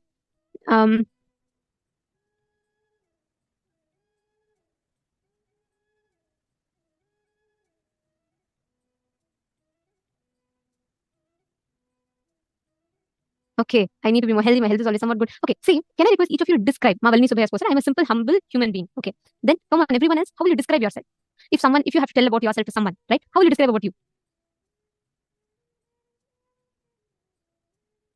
So many of you, I can't say who I am. Lily TN has posted, I can't say who I am. I think I'm all. When I'm one and with the all. And love is all. So I think I'm just love. Okay. Okay, optimistic, high energy, problem solver, focusing on helping people grow their true selves. Okay, wow, so many people have put different things. Okay, all right. Now, listen, you know why I asked this question? I want each of you to go back and revisit your answers, your description about what you are or who you are. I'm Asaf shared that's posted. I'm someone who's who's on a spiritual journey, artist in painting, interested in different fields. Good. And come on, Akashaya, Everardo, all the others in the male body's room. Bhavan, I think it's one of the most difficult things to tell. Okay. See, now listen, understand. Always, I'll take example of Asaf Shahadaya. Asaf, I want you to listen to this. Okay, you'll catch it. The moment you all are asked to describe about your identity, by default, all of us go back to describing ourselves based on mind. We describe the I, which is identity, based on mind. For example, I am someone who's on the spiritual journey. I'm an artist. I'm a singer. I'm an actor. Or I have a lot of wealth because of which I am wealthy. I have a lot of people who tell me I'm humble because of which I'm humble. I have a lot of people who tease me because of which I am kid-like. I'm taking examples from all the different answers that each of you posted. And I am an animal lover because I spend a lot of time with animals. Your definition about yourself always is based on the mind. As long as today you all have wealth, okay? Let's say today I have $10 million in my bank account. So I can say I'm rich. Tomorrow it will go. Then my definition of me will become poor. Understand? As long as you define your I based on the mind, your I is unstable. It is on a slippery rock. It is not on a clear solid surface. Your I is on a slippery rock, which means what will happen? Every time there is dilly-dallying, every time there is confusion, every time there is so much of back and forth. So even you are completely unstable about what is happening in your inner space. Your definition of I, the identity that you carry, keeps changing. Today you have a good spouse, and let's say you get a lot of love. You'll feel like I am loved. I'm very cared for, and I'm very cherished. The same thing, let's say you have a breakup, and someone leaves you and goes. You'll feel I'm left out. Nobody loves me. Our definition of I is established on the mind, which is temporary, which is ephemeral. Only when your I is established on the eternal qualities, you manifest Paramashiva. Understand, you can never define yourself based on mind. Every one of you. How many of you are understanding that each of your definition is based on your mind? Because I spend time with nature, I'm a nature lover. Because I spend time with people and people praise me. People tell I'm beautiful, I feel I'm beautiful. Because I have a lot of wealth, I am wealthy. How many of you are noticing your definition, even if you're put, okay, I'm kid-like. Because people tease you, because people behave certain way to you, you feel you're a kid-like. You're very fun and loving to be around them. How many of you are catching that? How many of you are understanding your definition of I is based on your mind? Okay, got it. Mamita is posting, Jessica is posting. How about the others? How many of you are catching it? Just all of you go back and read your definitions. You will exactly catch this. Your description of you, what you are, because you derive it based on the external world. Correct. Manita Kailasa, you're saying, yes, definition of mind is always depending on the external world. Correct. The problem is not your definition of mind. You will have my wealth, my properties, my talents, my people. Based on all of these mind, see, the mind being there is not the problem. But the problem is you forget the boundary between the mind and the I. Over a certain period, your mind starts influencing the I, which is where the biggest blind spot starts. The moment you start defining yourself based on the certificates others give you, you are on a slippery rock, which means you're going to slip and fall. What do? You always say, okay, let people explain. You get a certificate. You're a good mother. Why you're a good mother? Why do you feel you're a good mother? Because my children love me. Because my family enjoys. Because many people have given me that certificate. So you've collected all those certificates and you keep it as, okay, this is what is me. Now, because you're earning wealth, because you're able to spend, because you're able to buy luxury brand items, you define yourself as rich. Based on your mind, based on what you are doing, you define the I. The problem starts there. How many of you are catching it? Put yes in the chat. How many of you are understanding it? See, even Madonna or Vinuta, the context from which you felt you don't like the question is because of the lack of clarity in your mind. It is not from, see, there are two things. The definition of your mind should be based on the I, not your I should be based on the mind. Because I am Paramashiva, I am wealthy. Because I am Paramashiva, I am talented. Because I am Paramashiva, I am powerful. When your definition of the mind changes based on the I, just catch this. You will never ever fall into depression if you know this one secret. You know why? Because something that is given from outside can be taken away from you. Is it not? If today, let's say, if I'm telling Ma Fatima Dehestani, I'm just taking an example because I see your message. You have put like, I'm very kind. I help people. Just look in. That is the definition of kindness comes from. Right? If you notice, because you recollect, you have a few incidents where you go, you have, I know, you used to share on Facebook how you go to malls and you pick up baskets and you keep gift from Swamiji for people and anyone could take from it. That act that you do. See, it's not right or wrong. Understand this. It's not about right or wrong. But because you do that, you're defining yourself as kind based on that act. It should be the other way around. It should be, I am Swamiji. Because of the overflowing love in me, that act is happening. Then what will happen? Even if you're not able to do that action, your love, your definition of compassion within you will not be shaken. This one science will make us all so confident, so powerful. I was like, oh my God. See, for example, let's say you give the definition, I am intelligent. Okay. That I am intelligent, many times, suddenly you do a mistake, you fail in an exam. Kids commit suicide because they fail in exam. Why? Because the moment their marks go down, their mind is shaken, their eye gets shaken. So they're shocked. So they feel, oh my God, they feel their whole identity is shaken and taken away from them. That is why they all commit suicides. Just this one secret will make you so confident about who you are. If you see Swamiji's definition that he is Paramashiva is not based on people's reaction. Swamiji will always tell, just because you're doing lawfare, just because countries are against him, he does not change his existence as Paramashiva. Because Swamiji's definition for life is not that because so many people worship me and Paramashiva. No. Because Swamiji is Paramashiva, he manifests as Paramashiva. The whole world is attracted and the whole world just draws towards the avatar and everyone feels so, when we see Swamiji, what do we feel? We feel, oh my God, God has come down. Why? Swamiji doesn't go and put the board everywhere saying, I am God, worship me. No. His definition is not based on, of himself is not based on what people tell. Because Swamiji just sits. I've always noticed this. Even just when Swamiji sits, right? When people come and see, they'll just automatically, their hands will fold. They'll say, Swamiji, oh my God. Even, like, let's say, even people who've never heard about Hinduism, who have no idea about all that, even for them, automatically their hands will be like, oh my God, Swamiji. Why? The moment the definition of Swamiji's I is not based on his mind. Nithyananda is posting, so true. Finally, I know how to use this method of distinguishing mind and I. Great science indeed. If you just catch it, if you just understand this, nobody will ever be able to shake you. How many of you have incidents where your identity about you got shaken because of some incident? Like, let's say your whole life you built on the idea that you are a very helpful person, but suddenly someone makes a comment, you're the most not at all helpful person. All these years, what you did was just a drama. How many of you have experienced a situation like that? That moment you hear that comment, you'll feel like your whole identity is just collapsed. You all have had this incidents? Let's say, for example, you feel you're the most luckiest person, you have the best husband in the world, but suddenly you find out that your husband or your spouse was cheating on you, because of which you feel your whole identity is collapsed. How many times you have experienced your identity collapse because of a situation outside? Yes, have you all experienced? Why? Because you define yourself based on the situation. Nithyananda just was posting, I always thought I'm a people's person until I took customer-facing job. I was surprised I hated interacting with people. Exactly, you just caught the thread. Because we all carry unstable definitions of who we are based on people's certificates. Someone gives you the certificate, you're beautiful. So you feel, oh God, look, I'm beautiful. Someone gives you the certificate, you're humble. You feel like, oh, I'm humble. So what do? Instead of actually exploring, experiencing inside you, you try to go on convincing people outside you. Many times, just so that you don't look bad, you try to put up a different face, right? Have you all seen? Inside you, you don't want the person to come. But just because you see, you'll say, inside you'll be like, why did he even come? I was not even ready for that. But also you'll say, oh my God, I was just waiting for you to come. Thank you so much.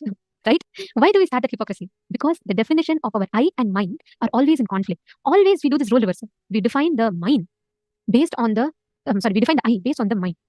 If we catch this, look back in your life. If you understand this one thing, right? Now consciously start changing the definition. Just start saying, just because I am Swamiji, because I am Swamiji, I can never be powerless. Because I am Swamiji, I am caring. Because I am Swamiji, I am loving. Then what will happen? Even if someone tells, oh, you're the most unloving person in this world. Will Swamiji, because you're Swamiji, can you be unloving? No. Your definition about you will not change. You will only try to see, oh, what in the other person made them feel that I'm unloving. But your confidence about you, the foundation on which you have built, is not of other certificates, it is of your own experience. Are you all catching it? Now, I request every one of you, go back, start consciously looking in.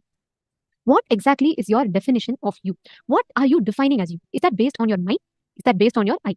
Are you defining the I based on your mind? Or are you defining your mind based on the I? See, our ego is always self-beating mechanism. The stick with which you constantly beat yourself, put yourself down through your self-doubt, self-hatred, and self-denial. The I and mind, these two are the root of all your incompletions. All your incompletions, the root is this.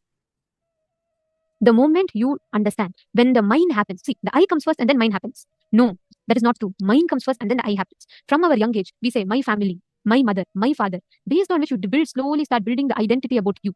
It is based on that slowly you start building your identity about who you are, what you are. Now, go back. See what do you define as you? From the moment you remember you, all the perceptions you've carried about you. See, many of you put, I'm like this, I'm like that, but these are all too short. These are all just based on today, yesterday. No, go back to your life. From the fundamental, list down all the definitions of you that you carry. I request every one of you to do this exercise.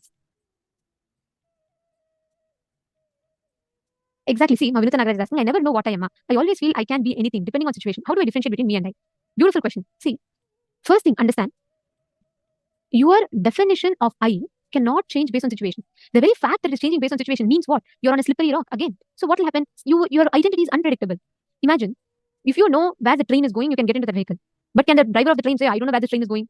Then all the passengers are going to be in insecurity. If the flight is going and the pilot says, oh, I don't know where this flight is going, you can never say that whole decision cannot be taken based on unpredictability.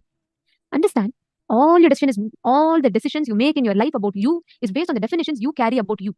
But if you're not clear about the definitions that you carry about you, then imagine what will happen with your life. It will be confusion. One day you will feel like I'm the most confident person. I can do this. Then you'll go and start a job. You'll go and start a startup. Then what will happen? Suddenly you will feel like one day I'm not fit for this. Then you'll destroy the whole startup that you created. That is why we have so many problems in life, because our I is so unstable. Now imagine, if you fix your identity, discard all the definition of mind. You're a teacher, you're a dancer, you're this, you're that. Move all of them aside. How do we find your I? The I is consciousness. The problem is, you don't need to find your I. You just need to remove all the new definitions you have added. You need to separate the mind. Anything other than your consciousness is mind only. Go back and see any other definition about you other than the definition that your consciousness is based on the mind. You just need to consciously start every decision you make in your life. You should say, hey, I am consciousness. As consciousness, as Paramashiva, as Swamiji, can I get affected? Can I get affected based on the loss of money? No. Can I become poor just because I lose money? No. Then what should I do? Me having money today does not make me rich. Me having money, not having money tomorrow will not make me poor. I am consciousness. That should be the only way. That should be the only way you operate in life. You just need to know this. Now, I request each of you first, Vimala, if you write down, you'll be able to understand it better. I request each of you to take a notebook and pen. Write down all the definitions of mind that you have created so far inside your inner space. Take a few minutes and pen it down. I am this, I am that, I am this, I am that, whatever. Write it. From the very beginning, all the definitions about mind that you carry. Please pen that.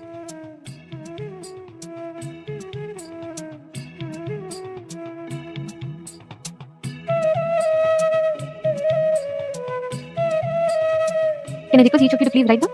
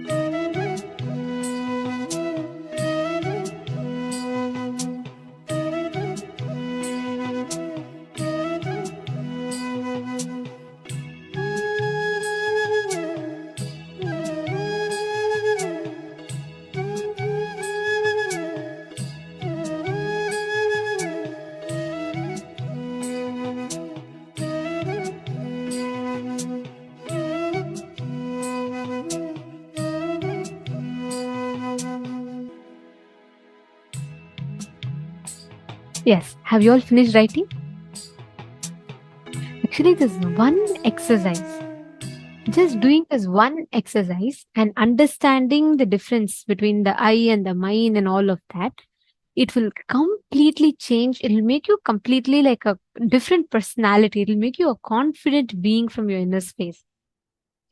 Okay, wonderful. Now, let's all enter into the power manifestation session. Okay, you all understood?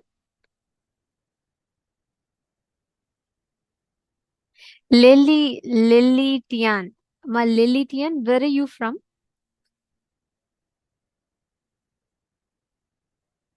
Okay.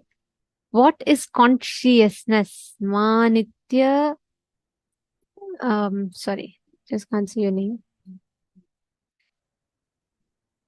Manitya Purushananda is asking, what is consciousness?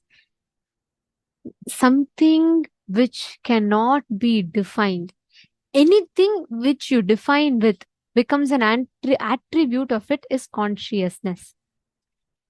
If you ask me what's an elephant, if I tell elephant is an animal with big ears, is that an elephant? No, it's an attribute of an elephant. If I tell elephant is a strong animal, is that an elephant? No, that's an attribute of an elephant, correct? Consciousness is that. Mananda Mahapurna, you want some more time. Oh, maybe you can continue writing, but since it's already enough time was given, I'm going to be moving ahead so that we all don't lag back on the syllabus. But you can take some more time and you sit and spend writing. It's a very powerful exercise, so good to do. But you can continue with further. So, Ma Purushananda, the eternal part of you, consciousness is nothing but Paramashiva.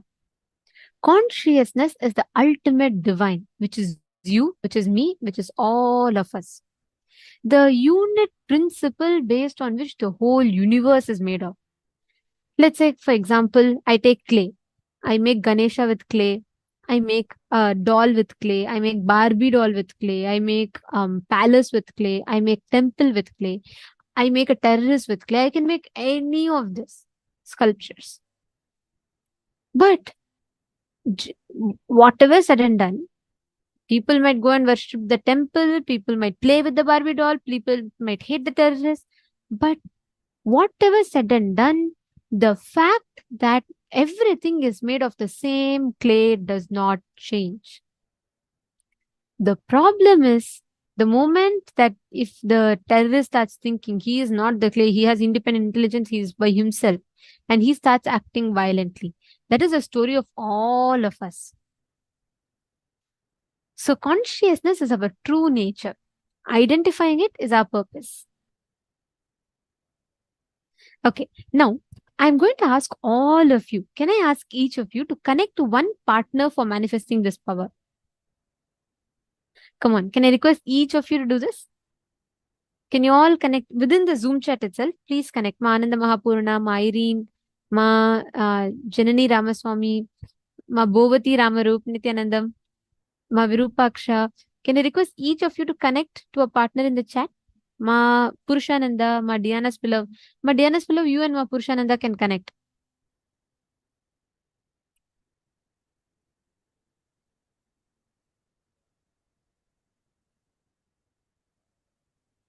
Ma Vinuta Nagaraj, it's alchemy products and only mirror or a granite slab can be used, Ma.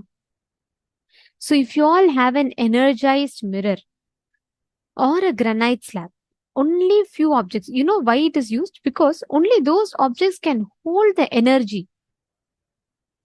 So other objects do not have the ability to hold the energy of this Aushadha. That is why mirror, actually Swamiji tells, after some time mirror will itself break on its own because it can't hold the energy for a long time. Any mirror works, but it should be energized. Ma Vinuta Nagaraj, which place are you from? Sorry, I think last time I asked you, I forgot. Did you attend PSM 2? Were you there for PSM 2? No, okay. This is your first program, is it? All right. No issues. From San Jose. Beautiful, ma. Okay. See, ma Vinuta Nagaraj, energizing during the darshan. Actually, yesterday Swamiji are energized. During the darshan, you can keep the mirror in front of the camera and Swamiji will energize it. And after it is energized, you can apply it. Actually, since the initiation is already over this program, next program, you'll be able to get it energized. Or even in the darshan today, you can keep it. What happens is, in the presence of Swamiji, Swamiji energizes that mirror and it acts like an alchemy product to hold energy. And when you put the Aushadha on it, it will show you the answers. But for now, if you do not have the mirror, does the mirror have to be like a flat slab of a mirror? Yes. Should be like a flat mirror. Is there any other mirror? Like it should just be a mirror. That's all. So, if you do not have an energized mirror right now, Ma Vinuta Nagaraj, you can scan through your third eye. Just close your eyes, connect to Swamiji. See, mirror is a supporting mechanism. Like, for example, if someone tells me what is 545 plus 659, if I'm not able to calculate it, or it's going to take time for me to calculate, I can take a calculator and I can use. Mirror is like that calculator, which will do all the job and show me the answer. Or I can use my mind to calculate it. So now you can use the third eye to see it. Mirror is only like another extra, let's say, accessory for manifesting power. Come on, can I request everyone to connect to a partner? Mahabhairava Jnani Jnana Swarupini is asking for a partner. Can each of you please connect? I'm going to be explaining to you all what exactly you're going to be doing in this round. Come on, Ma Mahajada Shaktika, Ma Nitya Naresha, Ma Saroja Plush. Come on. You should be manifesting powers. Nithyanandam. You should be manifesting powers sincerely. Sit, all of you sit and please connect to a partner.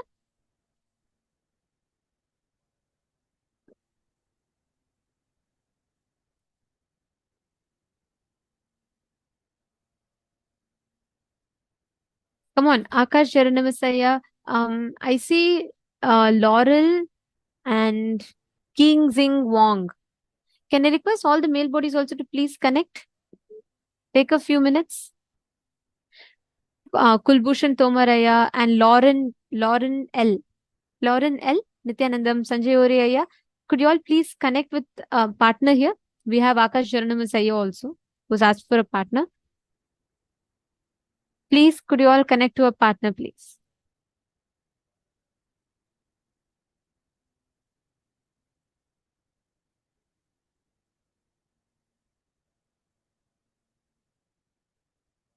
Okay, Lauren L is connecting. Thank you so much, Aya. And Pavanaya, and here I see Asaf Shadaya. Could you both connect with each other and manifest? And Pavanaya, it's very nice to see you actually sit through your night every day and you're connecting, manifesting powers, and you're attending the session, which is very nice to see. Asaf Shadaya, maybe you and Pavan Kumaraya can connect with each other. Wong Ken Aya, Wong Ken. Okay, in the Asaf Shadaya is asking how you can connect. In the chat itself, you both can post. I'll tell exactly what to manifest. I want all of you to first connect to a partner so that you're all not missing the power manifestation. Listen to this very carefully, okay? What you're going to be doing is, now, your partner is going to be giving you any one object, okay? And you're going to be scanning and describing that object. It could be anything. Like, for example, let's say Pavanaya is asking you, it should be a very particular place or an object. Like, for example, Pavanaya can ask you, Asaf Shadaya, like he can ask you, okay, where has he kept his puja kit? You can describe the whole place in detail. You're going to scan, identify, and describe. This it should be done with a mirror. If you have an energized mirror, if not, do not worry. You can do it just with your eyes closed. The slide will actually have instructions for the mirror, but if you do not have the mirror, it is okay. It is perfectly okay. You can just close your eyes and scan. Are all of you clear? Nithyanandam, Pavanaya, if you're there, could you please respond to Asaf Shadaya in the chat? Or Sunil Yadavaya and others in this room, please can I request you all to come on the chat and connect to a partner? Kigzin Wong. Kigzin Wong, are you there? You can, yes, you and Junji Wong can connect.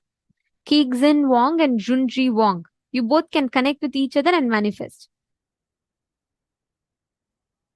Just post in the Zoom chat and both of you can connect with your partner on the Zoom chat and manifest with them. Let us all start. Please connect to the partner and intensely start manifesting.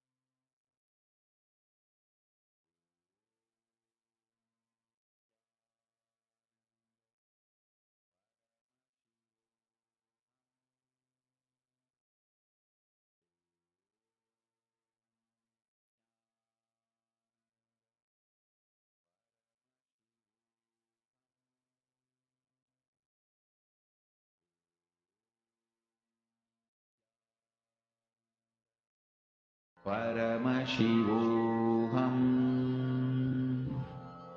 Om Nithyananda Paramashivoham.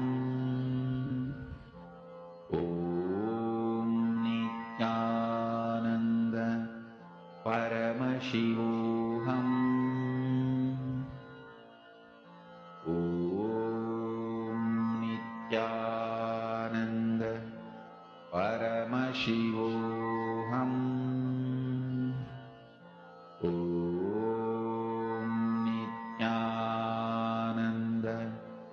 Paramashivoham.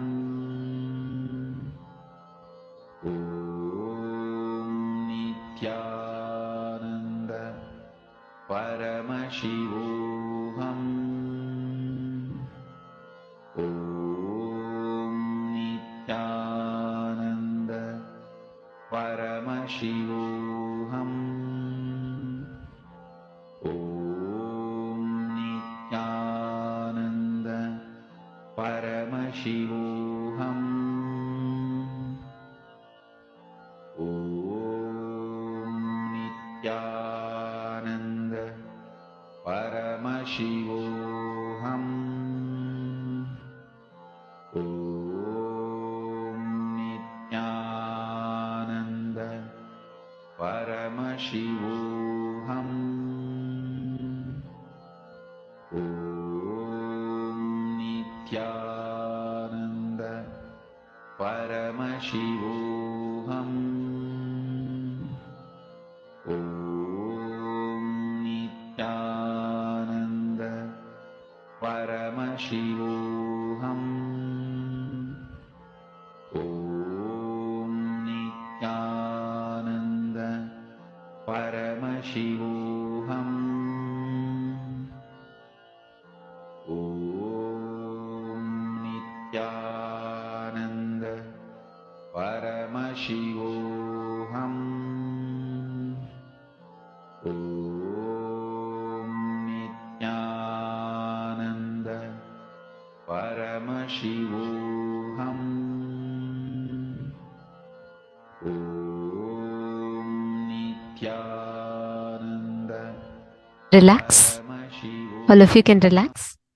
Now, we are going to be entering into the next session where we understand about how we can manifest superpowers with our conscious choice. We all learned about I and mind. Now we are going to be entering into a very important session where we are going to be learning about the science of power manifestation.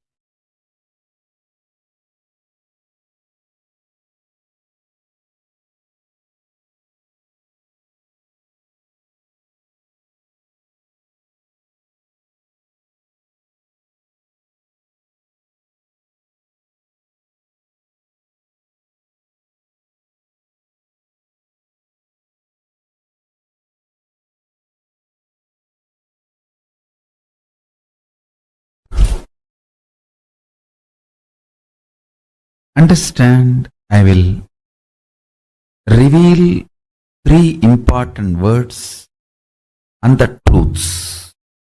First word, natural selection. Second word, artificial selection. Third word, conscious selection.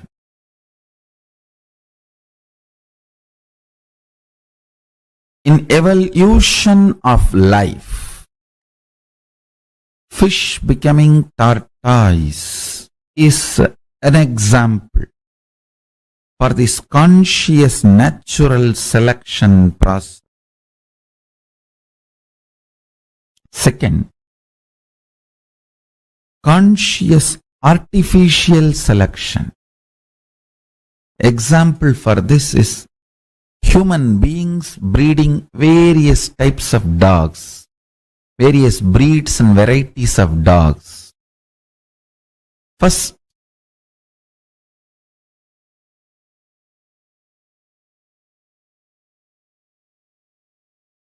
you understand the dogs fear greed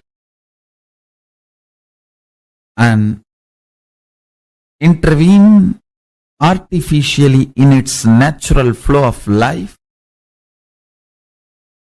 and through the external intervention, you start breeding various varieties based on your needs. Dog breeding is conscious artificial selection process. That's an example. Third, beyond these two, something called conscious selection process. You, human being, consciously choosing consciousness as the foundation of your very existence and liberating yourself, enlightening yourself. Moksha and Jivan Mukti, becoming the reality of your existence, is conscious selection process. Avatars happen for this vision. Listen carefully. For your DNA to choose consciousness and will persistence as a way for evolution, to do the conscious selection, your DNA need to be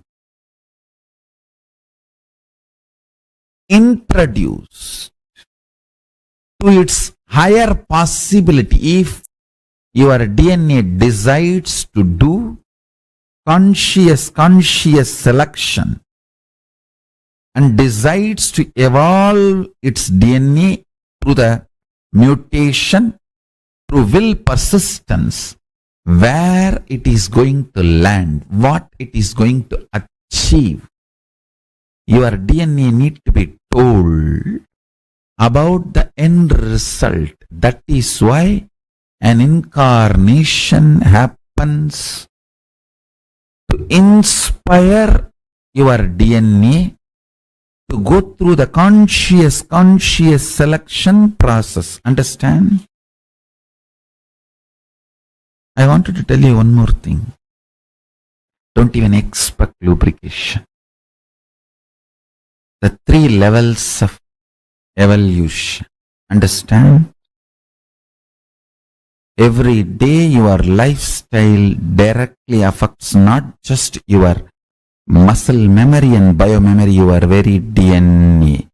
Every night the way you sleep, the quality of sleep directly affects your DNA.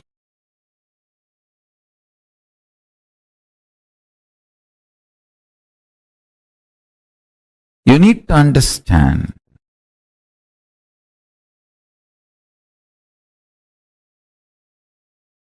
consciously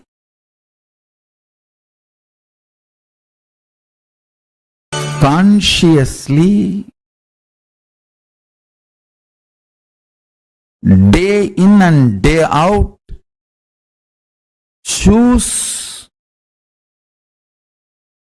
to manifest Paramashiva. Understand? The lifestyle of Kailasa, Charya Pada of Paramashiva, which I am proposing, whether vegetarian food or brahmacharya life or yoga, is all for this purpose. I tell you, if you decide to have the conscious selection as your lifestyle, Kailasa is here to provide the ambience, support you completely with the right food, right way of lifestyle. Waking up in Brahma Muhurta helps you tremendously for your DNA to go through the conscious selection process. And I tell you, Every time you decide to be brahmachari, celibate, not give time and attention and energy to your sexual orientations and lust desires, and decide consciously to be celibate. I tell you, every time you consciously choose, your DNA goes through a quantum jump, a superconscious breakthrough, gets ready for power manifestation.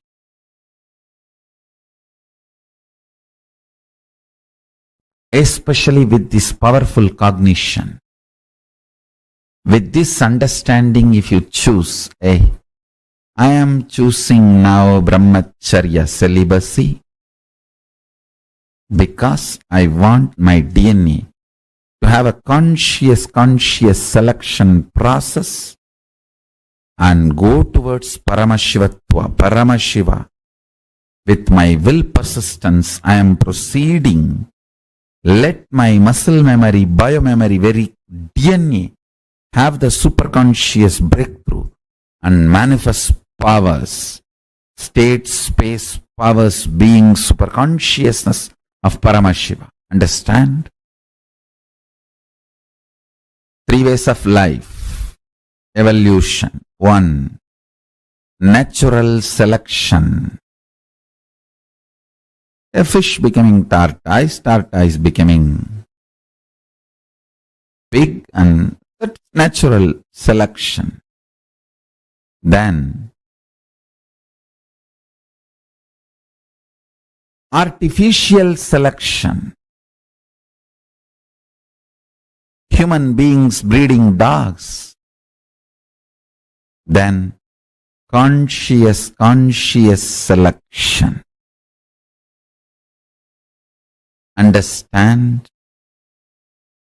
Very few human beings choose the third kind of a lifestyle. If you choose the third lifestyle, which I am saying, conscious selection, then choose Kailasa. I am here for you.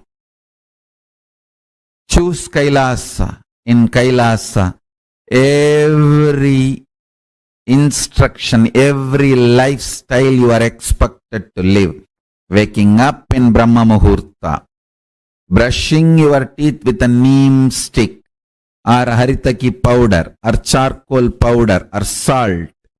From that to enema, jalabasti, or yoga, everything is for conscious selection with will persistence, altering the very way you exist and manifesting superconsciousness. Understand? That is why I am saying anyone struggling or enjoying, even if you live in Kailasa with your will persistence, you are moving towards superconscious being, superconscious breakthrough. Every Gurukul child is equivalent to $1 trillion because he is getting the best from the very young age. He is now entering into conscious choice selection of his DNA mutation with will persistence. He is not getting bred. He is not getting bred like dog breeding. No. Understand? Especially brahmacharya. Why this brahmacharya, Unless you decide with your conscious will persistence, you can never be successful in brahmacharya. Brahmacharya proves whether you have decided with your will persistence.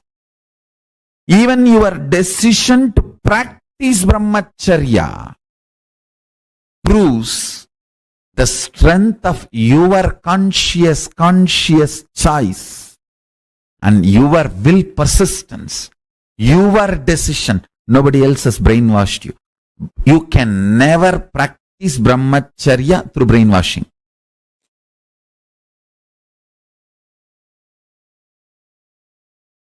Can leaders be created? Are they born? Listen, both.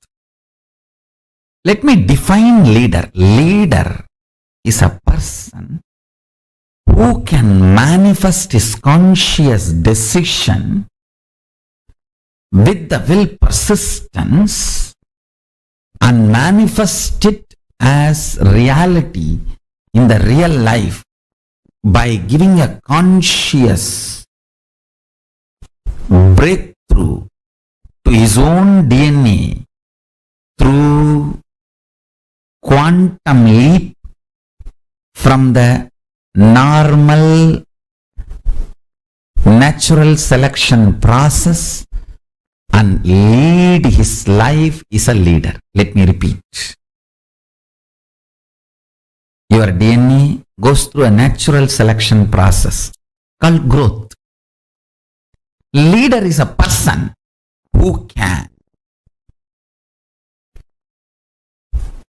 use his conscious decision power, will persistence, and give a breakthrough to the slow growth natural selection process, a quantum leap,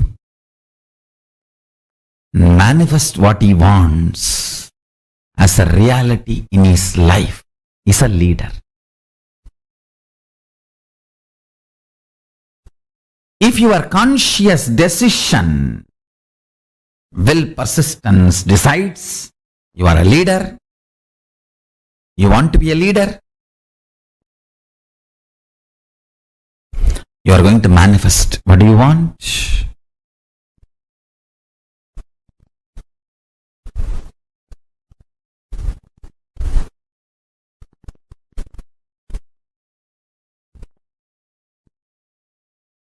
I tell you that always gives a quantum jump to your natural growth.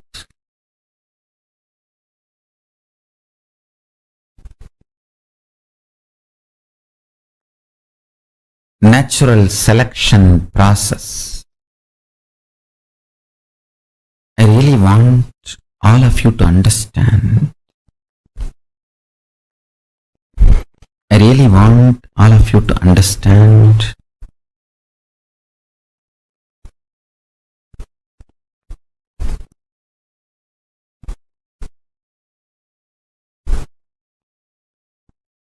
the natural selection process which your DNA goes through.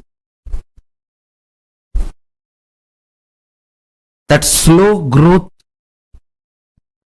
is not compulsion or mandation or fate of you. Understand?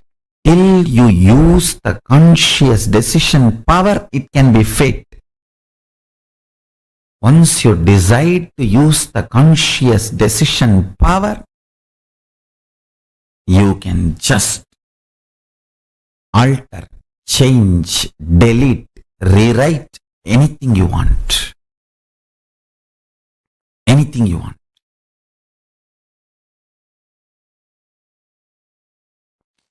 That's too much. You need to know the powerful cognitions you hold are like a nectar. If you hold the wrong, it will become poison. Every Upanishadic truth is a powerful cognition. If you hold the powerful cognition, you are Paramashiva, ultimate oneness space, where you are free from everything, completely unclutched.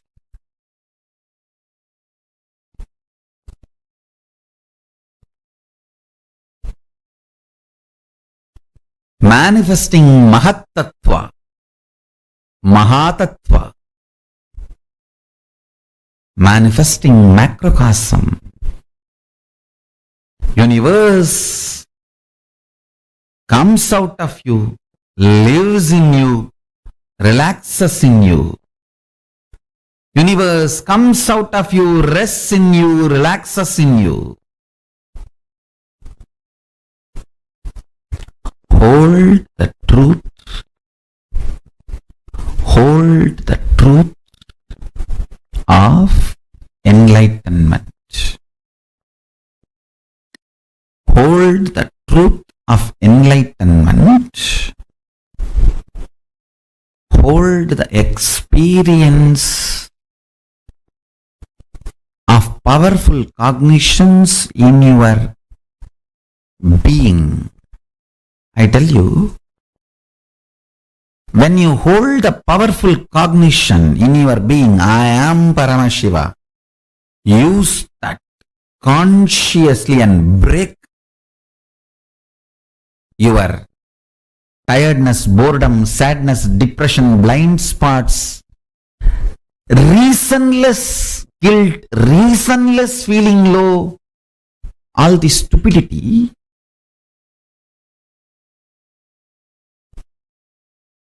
Leaders are born sometime, made many times. Your conscious breakthrough capability is powerful enough to have the life you wanted manifested in you. It is capable of giving a superconscious breakthrough.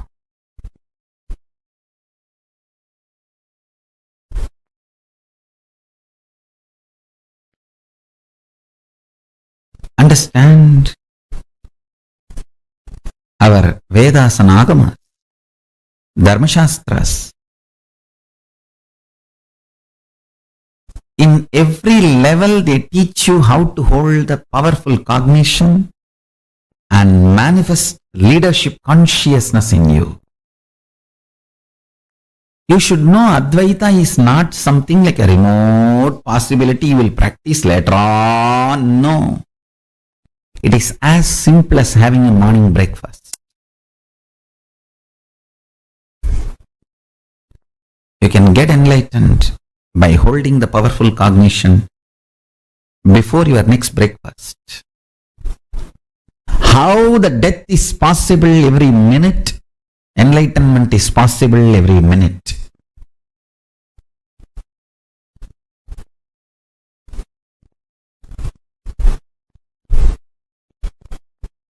Enlightenment is the purpose of life, and listen carefully. He is such a good person, good being. Real non-violence comes by powerful cognition. I want all of you to hold on to that powerful cognition. You are Paramashiva. Even with you, behave as Paramashiva. Even when you are alone in your bedroom, talk to you as Paramashiva. Behave with yourself as Paramashiva. Demand yourself to be Paramashiva. You will be so integrated to His principles, His vibration. Cosmos will feel so good about you. You will feel so good about Cosmos. That is what I call leadership quality. Feeling so good about you and the world and life and everything is leadership. You will feel Brahmanyam Bahuputratam. I am the favorite chosen one of the cosmos. Brahmanyam Bahuputratam. I am the favorite chosen one of the cosmos. I tell you. Feeling that is what I call leadership quality. That can happen just by holding on to the truth. You are Paramashiva.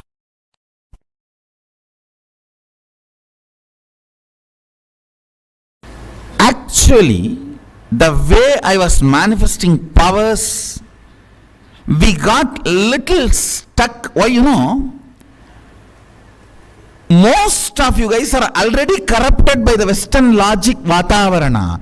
So you just started translating all my initiations into a small utility value and started looking only into that and started focusing only into that instead of focusing into oneness. Understand?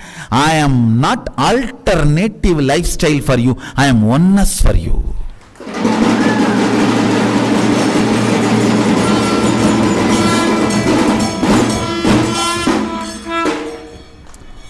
When the power manifestors, whether balasans or adults, have started looking at a small narrow view and started perceiving me as an alternative lifestyle, you stopped looking at the source, and power manifestation has stopped with the one or two manifestations which has happened.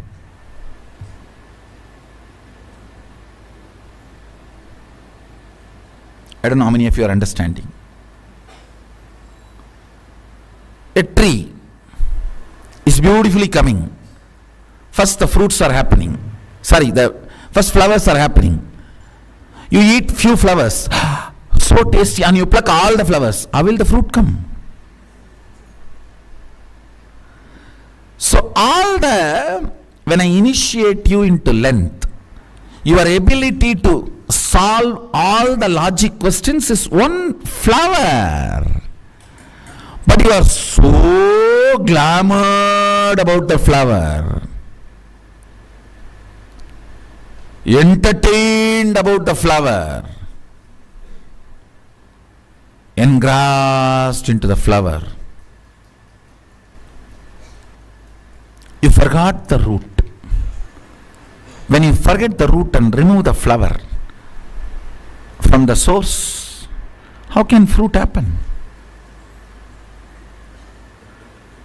Now my job is getting you back to the original length dimension, not just logic. Logic is one aspect of length. Chemistry, biology, geology, all are part of the length dimension. Through the length dimension power manifestation, you can tell how many drop water is in Ganges now. From Tapovan, where Ganga originates, until Ganga Sagar, where she merges into ocean, you can count and tell the drop. Understand? I am not telling you stories. Length dimension is million times more than the logic. But when you started manifesting one power logic and your head started going crazy, cranky, whether you understood or not understood, whether you accepted or not accepted, you got oriented on one and you got centered on force, left the understanding of power. Understand,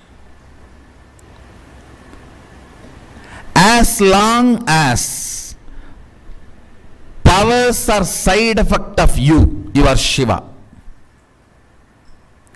When you get centered, when you give attention to the powers,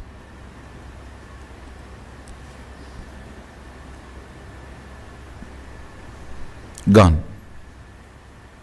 Then they get converted into force. All struggle is when you put your focus on the force. I think power manifestors should know now. This is one of the important click. Whether you manifest or not, focus should be on the source. More and more on oneness, more and more on rotation, swapradakshina. Your existence, your reality.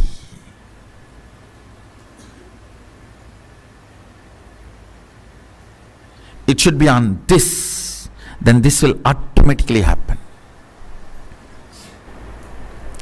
If you have sincerely tried to manifest powers, you will know the problem about which I am talking. And you should crack this code today. You will see power manifestation happening. Anybody who thinks very strongly, power manifestation is not for me, means you are completely centered on force, logic. You don't know the logic of power.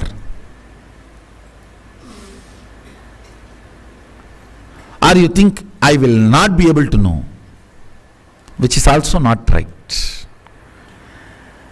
How can you not know the logic of your existence when you are still alive? If you are dead and you say, I don't know how my heart is functioning, that can be accepted. But you are alive and your heart is functioning, pumping. How can you say, I don't know how my heart is functioning? No.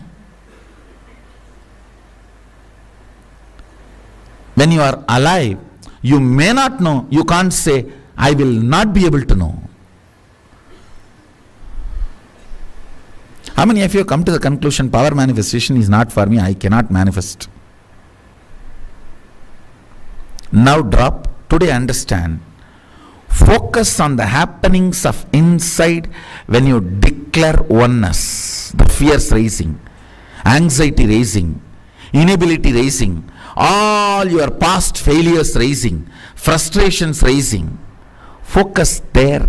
Bring more completion there, bring more oneness there, bring more trust there, bring more understanding there. You will crack the code.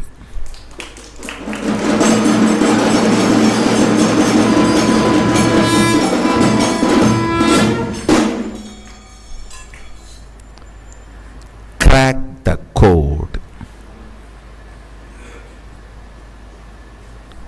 If you crack the code, you will manifest powers. The difference between Siddhi and Shakti. Siddhi is force, Shakti is power. Shakti is mother, Siddhi is Chitti, stepmother. Understand? Force is different and powers are different. I think with this click, with this understanding, see, declare oneness from your inner space. Whatever comes out, attend to it, complete with it, work on it, and again go for oneness. You will see powers manifesting left and right.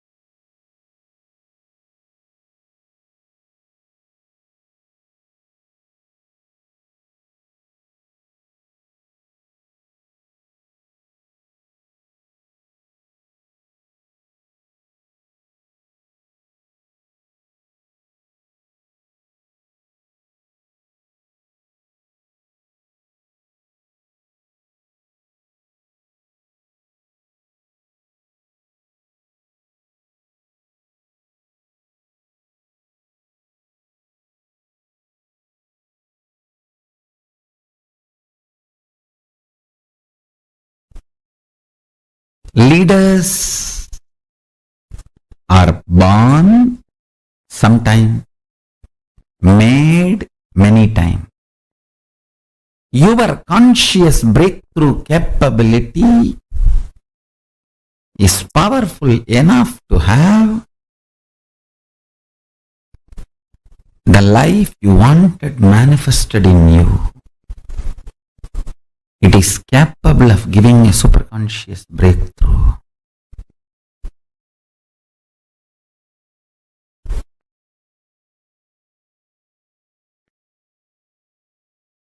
understand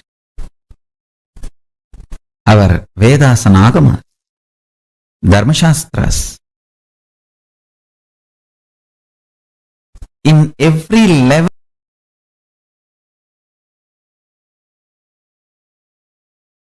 they teach you how to hold the powerful cognition and manifest leadership consciousness in you.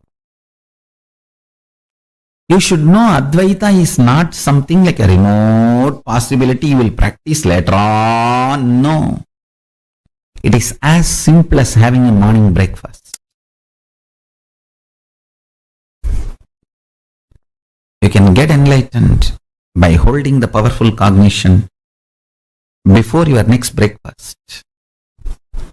How the death is possible every minute, enlightenment is possible every minute.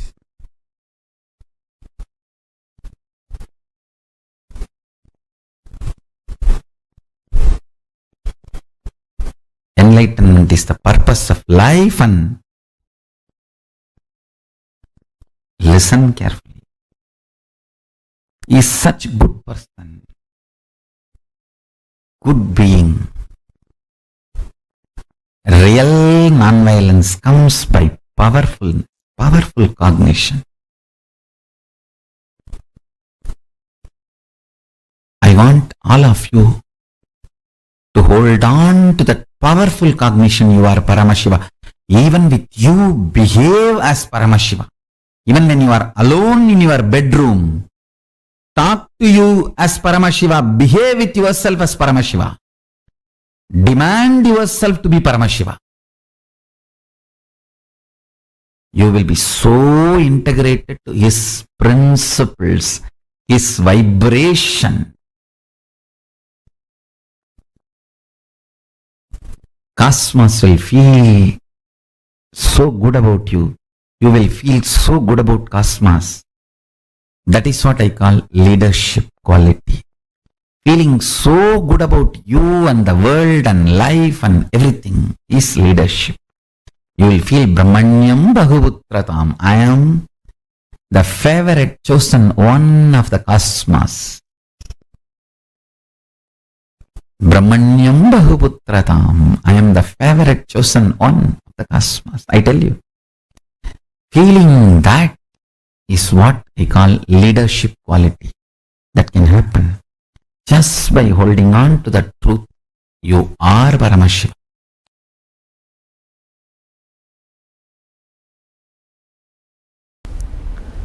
Intense but subtle.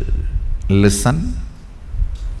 Strength of your breathing is your life. Strength of your breathing is your energy. Strength of your breathing is your consciousness.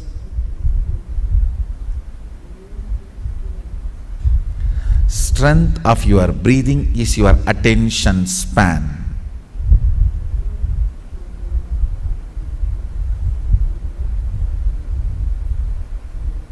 All these kriyas make your breathing intense but subtle.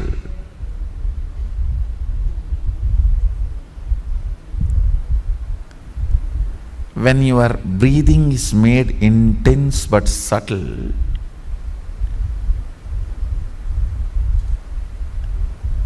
it electrifies various components of your brain. Understand? There are certain pranayamas. It expands your lungs capacity. It expands the Anahata chakra's power.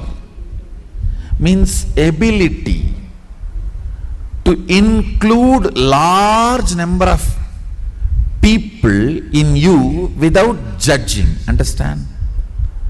More and more you judge, more and more you exclude. Ability to include without judging is expanded through certain pranayamas. That is why yogis are always become very loving people. But bondhus, buddhus, there is a next level where you form judgments but you include them. When certain components of your brain is awakened, it's not that you don't form judgments. You form judgments, but you don't include them. You don't exclude them, you include them. Having proper judgments and including them without excluding them is leadership consciousness.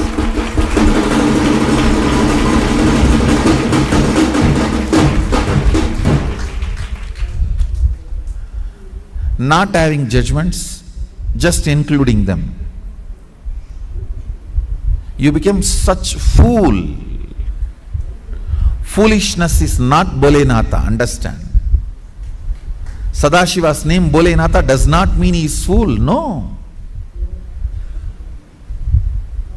He is in such space, never excludes anybody, but he has a right judgment about everybody.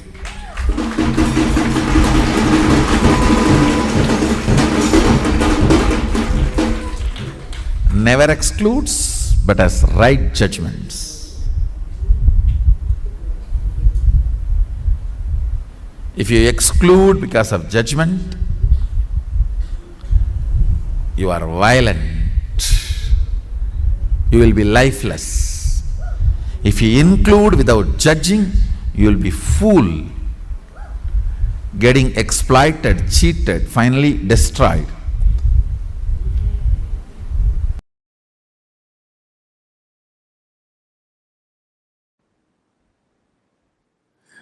Understand, if you have the attitude of why me, even if you are world's richest man, you will not be in the space of completion and relaxed. Just if you develop this one understanding of Tyaga, I don't care about ups and downs. My conscious decisions and conclusions are my life. That's it. That's it. That Tyaga will manifest in tons of ways, like how Tyaga is manifesting in me. I have decided to be ferocious with me and decided to go and be in the temple.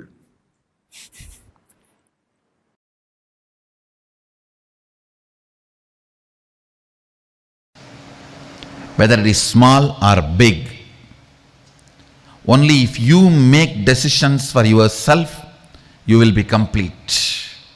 And you making decision for yourself should happen from the space of you fitting into the shoes of your responsibility. You deciding to become responsible about your existence.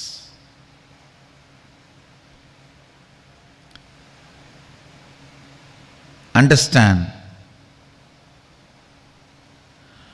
you deciding to become responsible about your existence, you deciding to be complete about your responsibility, this too makes Ishwaratva happen in you. Understand? Nothing, there's nothing to be achieved in the life other than living Sadashiva and making the world live Sadashiva. Everything else is simple waste of life. Waste of life. You are born deluded into the concept of money and you run, suddenly collapse. Whether you are successful in saving or not unsuccessful in saving, whether you had it or did not have it, both doesn't matter. You have not even done some good to somebody.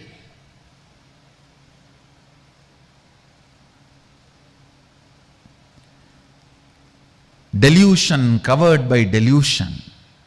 Understand? Money is great if you use it to fulfill your purpose, if you generate it to fulfill your purpose.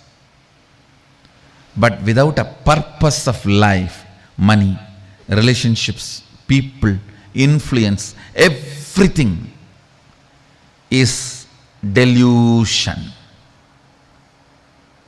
By its own existence, which does not bring power, is delusion. By its own existence, Swayam Prakasa, which brings power, is Ishwaratva. Understand, this is the scale. Sit and do the postmortem of your life. Till the last moment, whatever has happened is past. Sit and try to do postmortem of your life.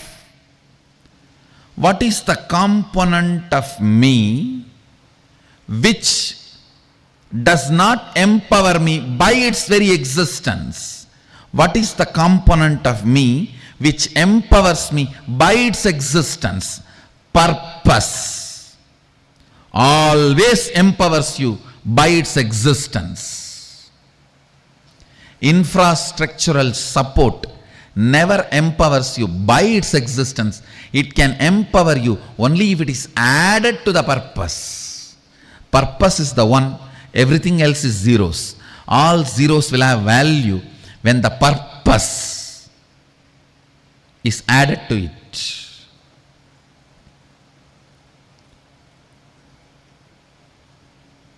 Be responsible for your purpose of existence. Understand? Look brings beauty, purpose brings personality.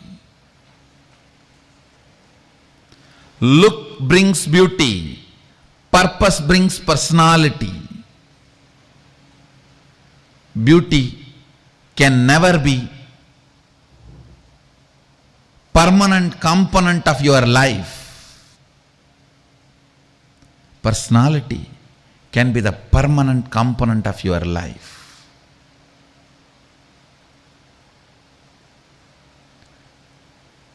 The relationships which are built because of your personality are the most stable, permanent, empowering relationships. The relationships which are built because of your look will collapse the moment look changes. Look changes every 24 hours. Forget about 24 hours. The distance changes look. From distant looks,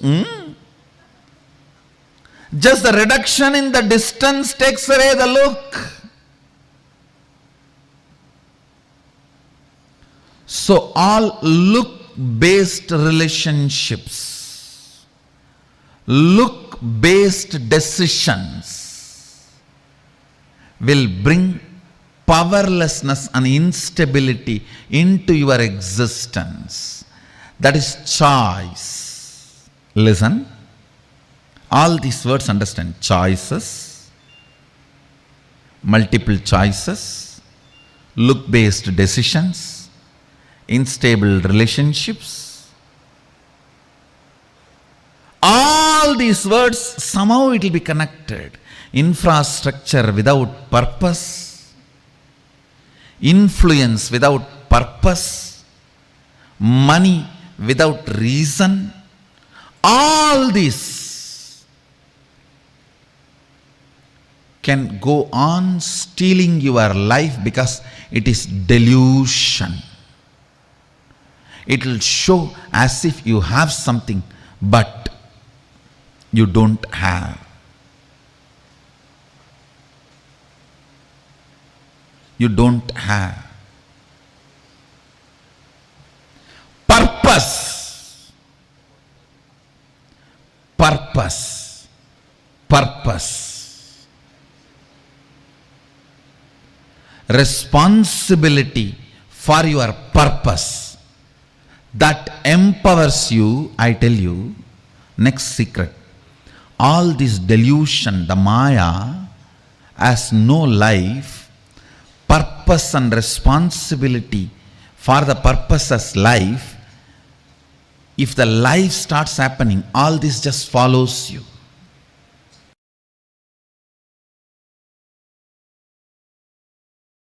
The horses in the army which runs in the front always wins and comes back. Which are in the behind and gets pulled, dies before even going to the war field.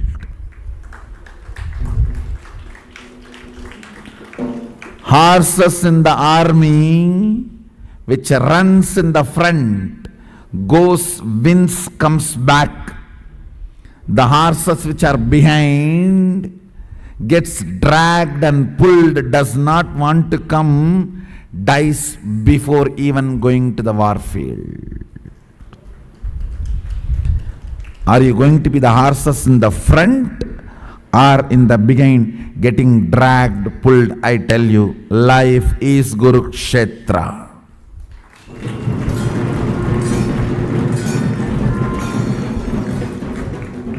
If you decide to be responsible, you are the frontline horses. Go, conquer, win, achieve, be victorious, manifest Shaktis. Or be there getting dragged. Naturally, rope is in the neck.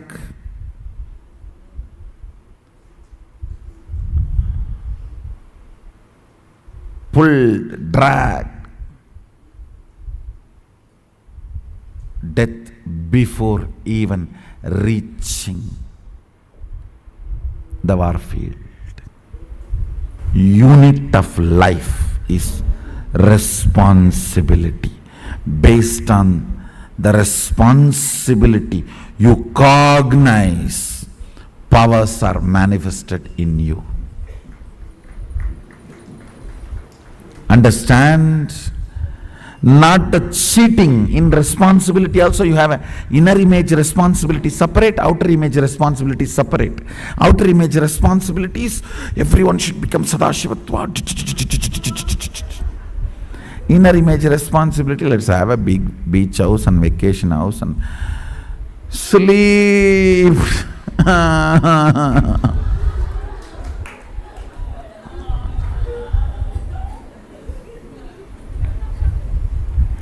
Taking rest is a preventive method to stop being affected by the disease of chronic fatigue. So before the tiredness disease attacks me, let me take preventive measurement of taking rest.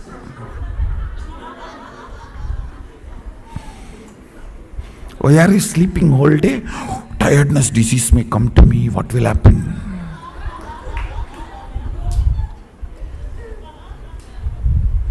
Let me take rest and stop tiredness coming to me.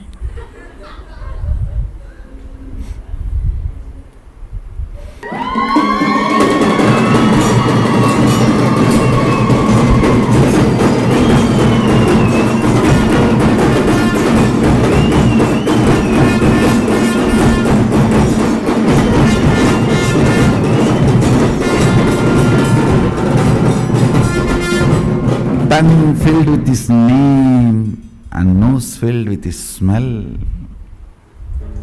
skin filled with his hug.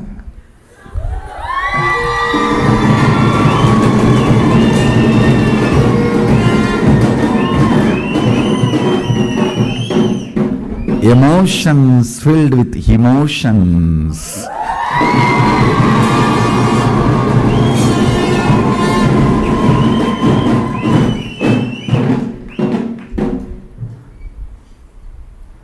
Nyasa means purifying.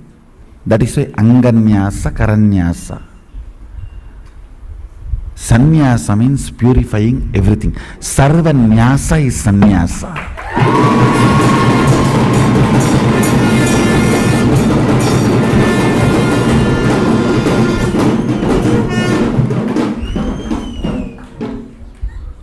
You invoke the sacred sounds to purify the kara and anga, hands and parts of your body. You need to invoke the divine itself to purify everything.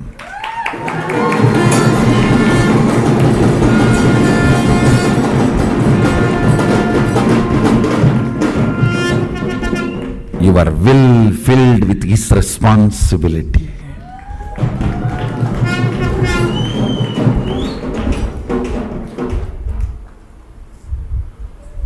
Third eye filled with his vision.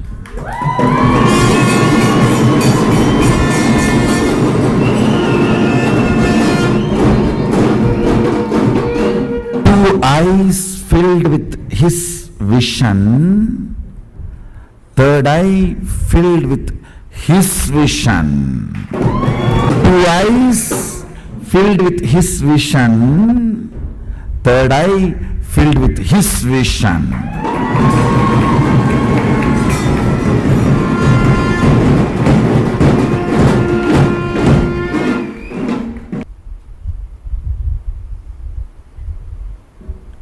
Understand?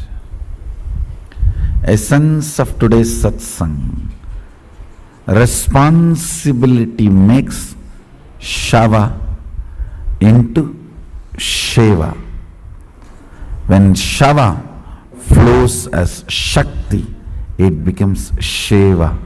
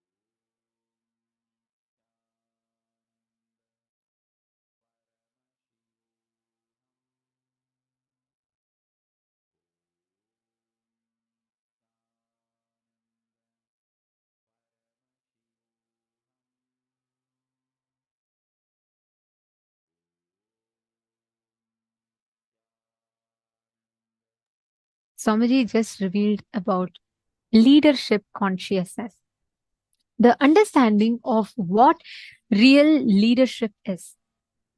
Leadership is a state, the feeling of responsibility, not status. It is a state. It is not a status. It is not a status where you are given the position and you try to fit yourself into it. No.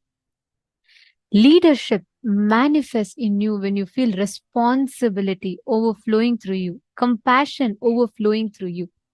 That is the definition of what leadership is. And this leadership, this leadership consciousness, when it is awakened in you, you start manifesting, you start literally harnessing the powers, like this, all the extraordinary abilities that you have. You suddenly feel like, you have an access to a whole lot of things has suddenly opened up to you. Leadership is a state. It is not the status.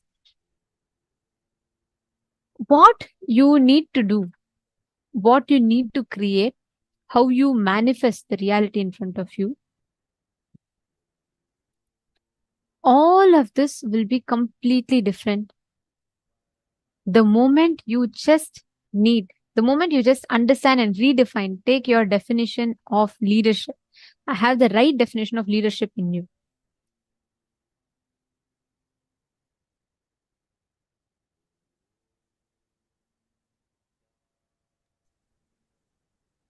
First, I request all the participants, if you have understood, see, because this subject is also one of the important subjects that we are learning today.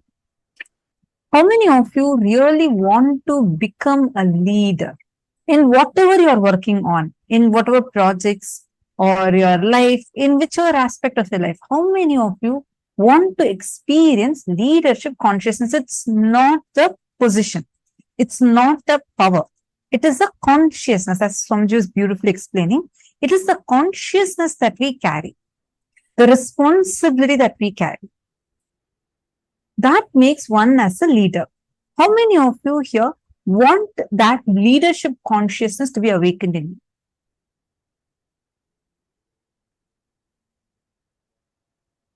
Okay, see Asaf here showing thumbs up. Can all of you put it in chat?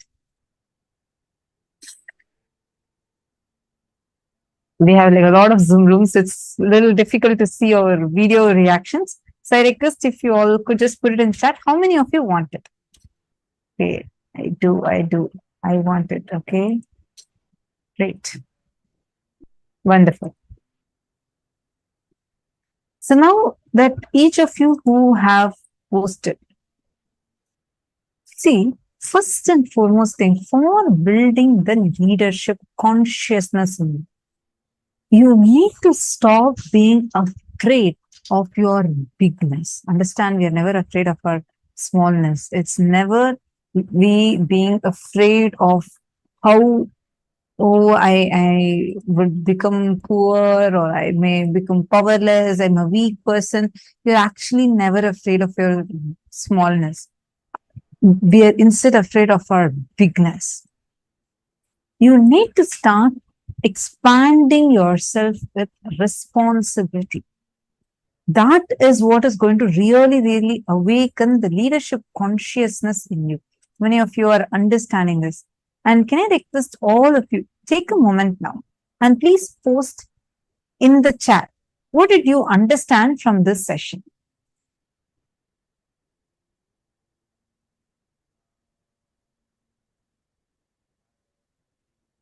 Take a moment. I request all of you to go to the Zoom chat and please post what did you understand as leadership consciousness and what are the clicks you had for awakening this leadership consciousness in you.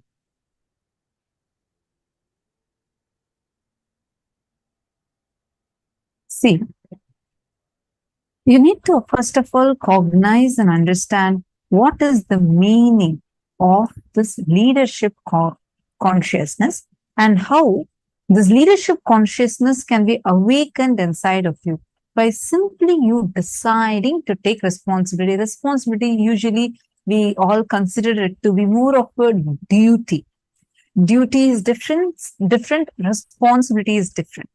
Duty, you feel it like, oh, I got to do all of these are my duty and I must do it. And then you take from that limited cognition, limited perception, what you operate out of that is your duty. And when you do your duty or don't do your duty, it's not that, say, for example, you feel, let's say, going and taking a class. Let's say you're a teacher, you going and taking a class is your duty. You would go diligently, you may take class. Same, we have so many school teachers who teach the exact same subject every single year to the students again and again and again. They do it diligently. When you take it as your responsibility, not from the context that it's your duty, but from the context and cognition that it is my responsibility to do because I am the source of everything. And because I am the source of everything, I am responsible for everything happening in me and outside of me, which is why I am going to take responsibility for that. The way you approach things would be very, very, very different. How many of you are understanding this? Actually, that is what is called the state, the feeling of responsibility. That is the real leadership. Like Swamiji very beautifully tells a story. I love this story a lot. Swamiji tells once there was a great war between two countries. Okay, so it was a hot afternoon and the war was going on, and the army was all on working on it. So one day on a hot afternoon, a man in a civilian clothes was riding past a small group of tired soldiers who were digging a huge pit. Okay, so there's this tired soldiers who are trying to dig the pit, and this man, the military, a man in a civilian clothes, he was riding part of a small group. He was seeing that these small soldiers were digging, and the leader of that group, whoever were digging, the leader of that group was shouting orders and threatening to punish them if the work was not completed within an hour. The man riding on the horse stopped and asked, "Sir, you're saying it has to be finished fast and it's urgent, and I see you giving command. Why don't you get on the ground and help them?" The group leader replied, "What? I am their leader. The men do as I tell them. If you feel so strongly about it, you go help them." The man who was in the civilian clothes, he then calmly got off his horse and he started working with the soldiers till the job was finished. Before leaving, he congratulated the soldiers for the work and he approached the group leaders and he said, "Next time your status prevents you from supporting your people, inform your higher authorities. They will provide a more permanent solution." At that moment, another soldier came running up and saluted to the man in civilian clothes and spoke a few words to him. The man nodded and got onto his horse and rode away. "Who is that man?" asked the group leader. "Don't you know?" said the soldier. "He's the army general." Swamiji tells so beautifully. A true leader is a person who is ready to take responsibility consciously. He is ready to handle life consciously and respond spontaneously to life. He approaches life with tremendous awareness, sensitivity, and maturity. Responsibility is not just if we try to say, "Oh, I don't want to be a leader," and we try to act like, we're very humble and I don't want all this. It is not cute to not take responsibility for life. At the same time, leadership has a very different connotation. We always think, oh, leadership means what? You get some status, you get some power, you get to do this, you get to do that. No. Leadership is in your consciousness. Just by simply sitting, so many siddhas, they just simply close their eyes and they sit. The whole universe responds to their thought currents, their thoughts, their declarations. Just somewhere in some corner, one rishi sitting and meditating used to shake the throne of Indra and Swargaloka in the parallel universes. How? It was not, they didn't go rule any kingdom, they didn't take any responsibility. It was just the state that they were in, the consciousness that they carried. It was that consciousness which made even the gods respond to them. There's a very beautiful story from Mahabharata. There's a great, there's a beautiful character in Mahabharata called Bhishma. The embodiment of the integrity and woe. He's an amazing character in himself. And it happens that Bhishma's father, wants to marry another woman, a second marriage. He wants to marry Satyavati. And that woman imposes a condition that, look, if I have to marry you, your son can't be the king. And the father says, no, he's a crown prince. How can I say he can't be the king? He's the heir. He's the heir apparent. And how can I say he can't be the king? Then Satyavati says, all right, you can't get me. Then the king becomes depressed. Bhishma learns this. He goes and he tells Satyavati that, look, you marry my father, I will not become the king. I have no such greed for the throne. You just marry him. Then Satyavati is still not convinced. She says, what if you don't get, but your children become the king, your future sons and daughters, if they become the king and my children don't get to become the king? What we would have done? We would have said, it's my rights. I'm going to be the prince of this, kingdom. Why will I give that up just for your pleasure? But you know what Bhishma did? The moment she asked that question, he goes to Ganga. He takes a vow. He takes such a strong vow. He declares lifelong, he will be a celibate for his whole life, and he will remain forever as a servant of the throne of whoever becomes the king. His one vow, just that normal vow, was so powerful. It came from the true leadership consciousness. It came from such a conscious will that gods appeared and gave him the boon of Ichamrityu. That is the power. When you declare something consciously, leadership, that's why Swamiji says leadership consciousness. It is not a state. It is not a status. It is not about the actions that we do. It is a consciousness that we are in. What consciousness we exist in. That is what is leadership consciousness about. Are you all understanding, catching it? See, one important thing we all need to understand deeply over here is about responsibility. The responsibility is what is going to make you a real leader. Even in the example that Nithyananda was giving through that story, it is the responsibility that you feel, not just as duty, but as responsibility from the cognition that because you are the source of everything, you're responsible for everything. That would transform. See, many times, forget about taking responsibility for others. We don't even take responsibility for our own actions. We forget that some of our actions do have certain results. We do not think of it, and therefore we do not take responsibility for it.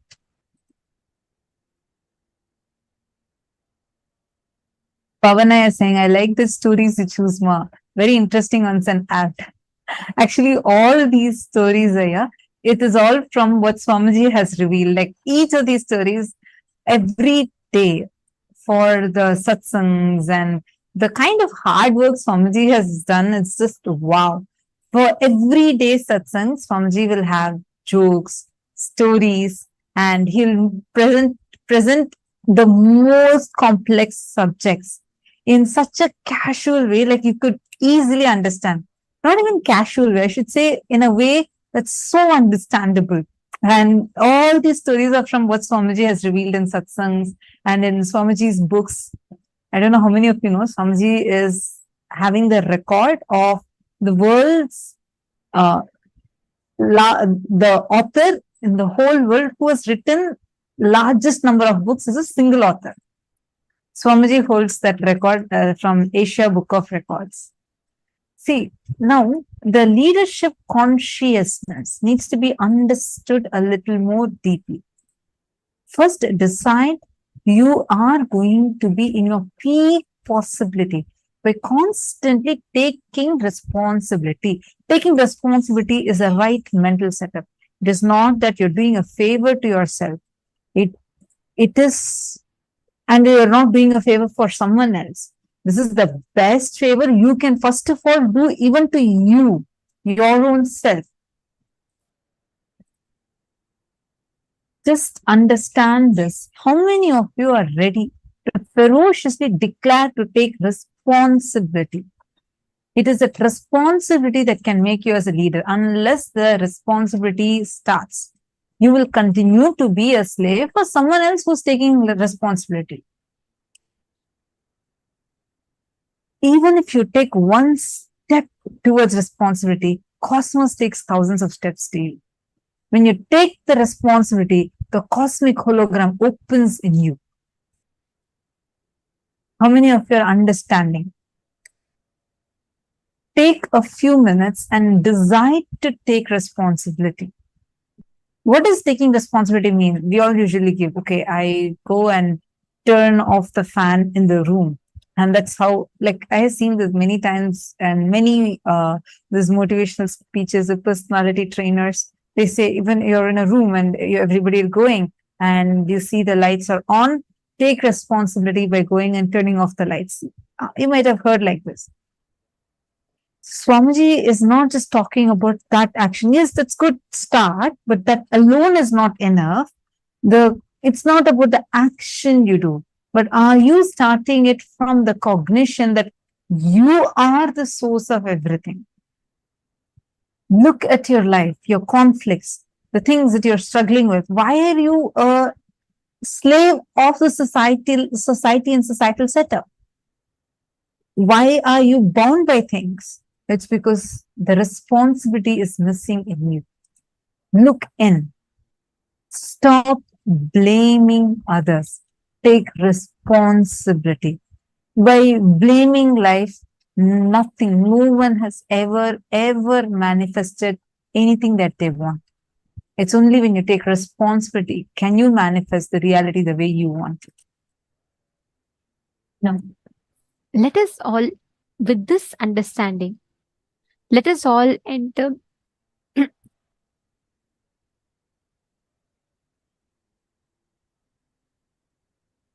let us all enter into the power manifestation. And we request all the participants now, with this one understanding, your conscious will become so powerful that the way you experience, the way you cognize, the way you see reality will change. There's a very beautiful power that Swamiji has initiated all of us into. The power of being able to command, control a silicon device without touching it. Listen very carefully. It's a very, very powerful science. And all of you should know, even if you think you have never manifested powers ever before and it's a problem for you, this power can be manifested. Even if you think you have a corroded, eroded third eye, and if you think I can never manifest powers, you can still manifest this power. It's a very beautiful power that Swamiji has initiated. The ability to charge a silicon device without touching it. The ability to unlock a silicon device without touching it. This is the power we're all going to be manifesting. Can I request all of you to keep your gadget in front of you? You're going to be operating the gadget.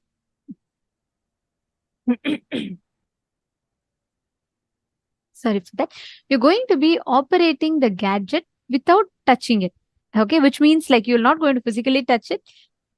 You're just going to, from your conscious will, command, and you will see how that object will listen to you and respond to the commands that you give. Ready? Okay. And for this, first we need to understand the circuit. All the powers, each powers are established based on a circuit. This power is established in the circuit called Hara center. And it is based on this particular circuit, this whole power functions. If you all can see, this is the Hara center.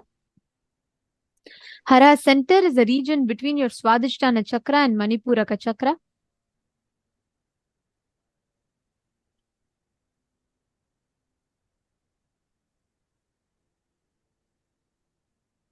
And this exact region is where we need to focus on for manifesting this power. Joining with us in this segment is Manitya Devasmaranananda and Manitya Brahmayogananda.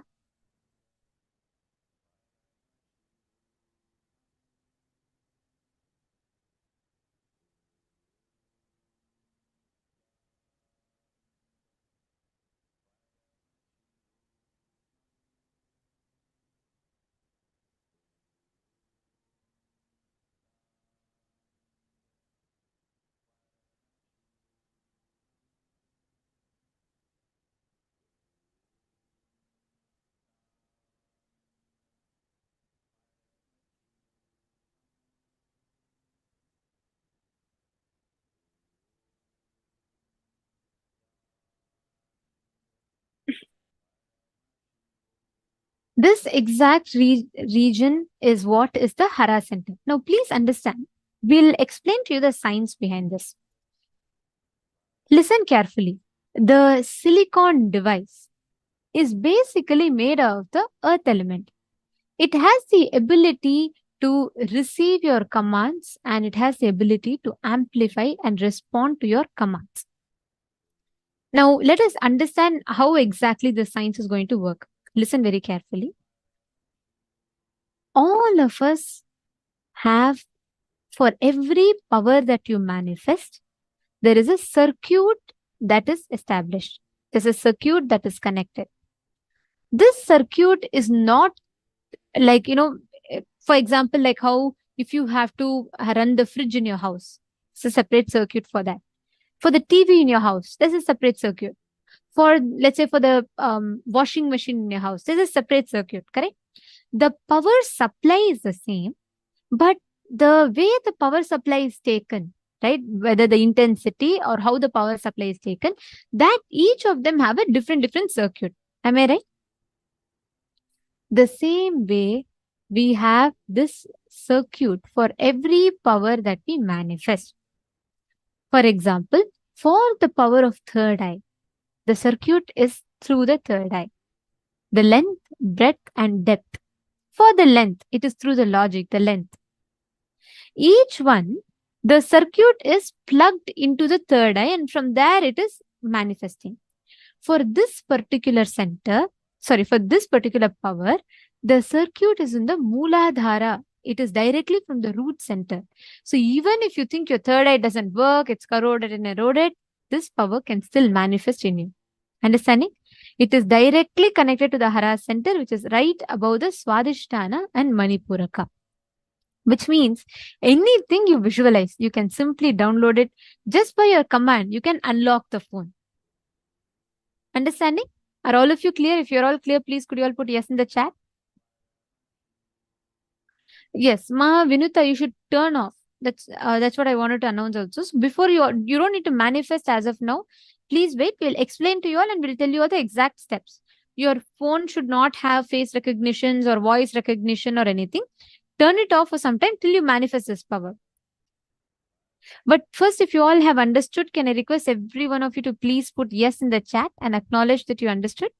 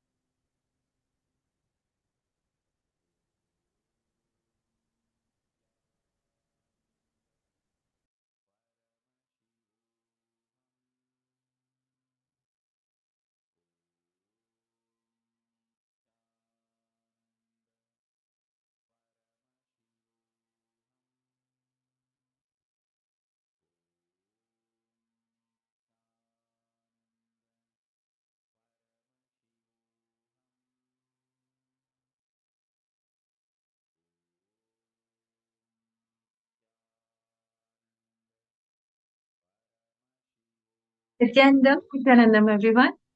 So now, as Ma Nithyananda just gave a brief, we are going to be entering into the power manifestation. So now we are going to be manifesting the power of commanding our consciousness over the silicon device.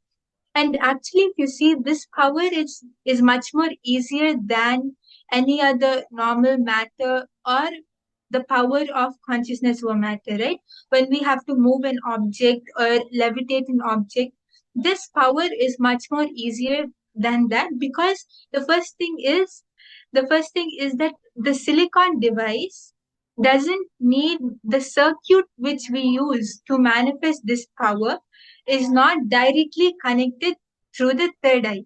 It is connected to the through the hara center. As all of you were just seeing a diagram of where the circuit is connected from, it is above the Mooladhara and below the Swadhisthana.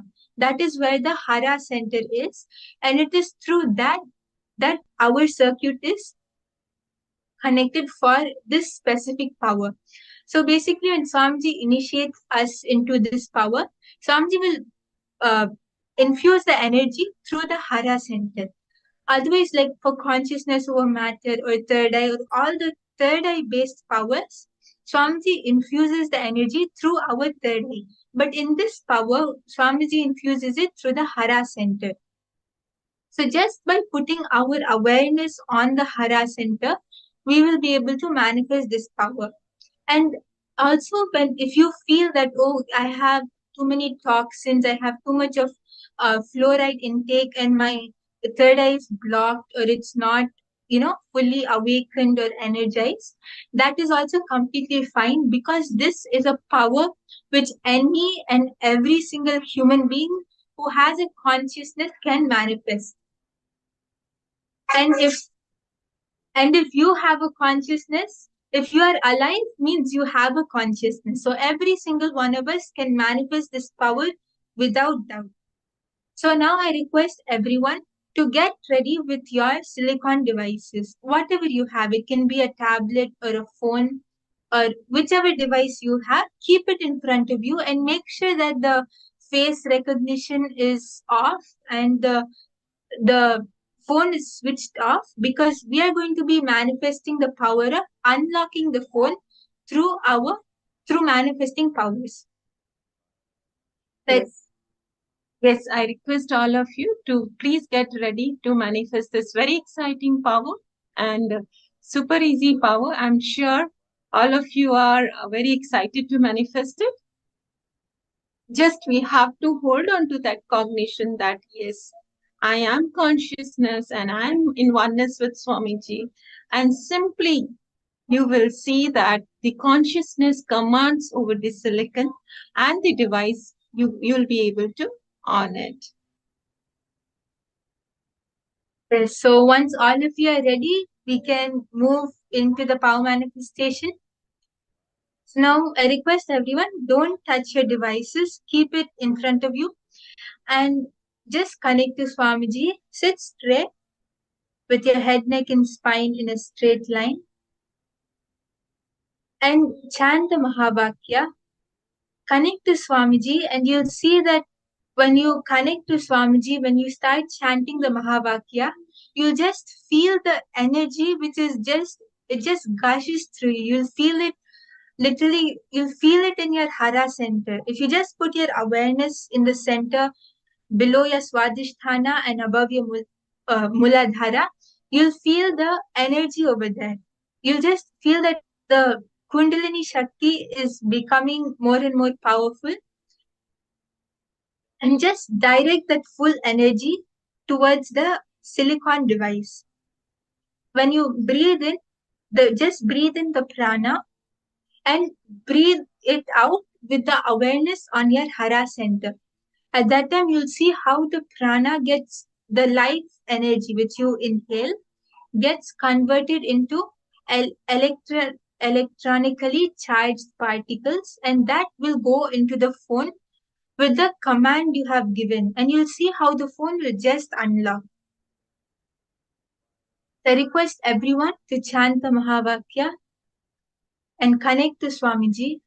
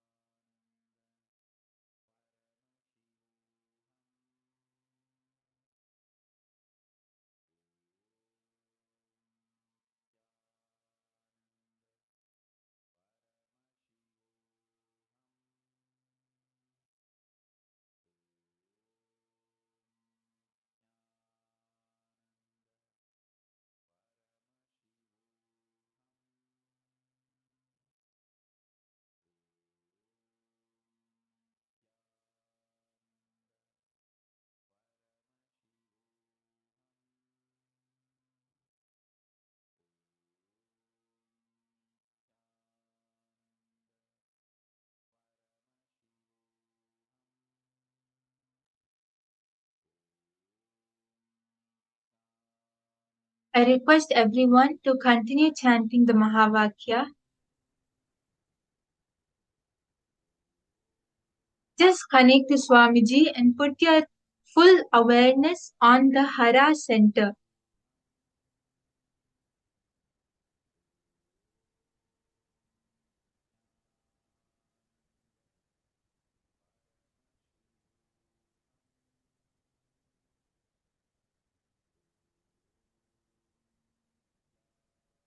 When you put your awareness on the Hara center, you will see that the energy is starting to get created. The energy is over there.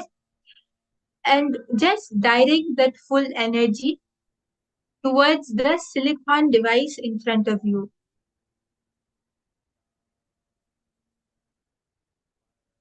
This is directly your consciousness over the matter in front of you. The energy in your Hara center, the prana which you breathe in, is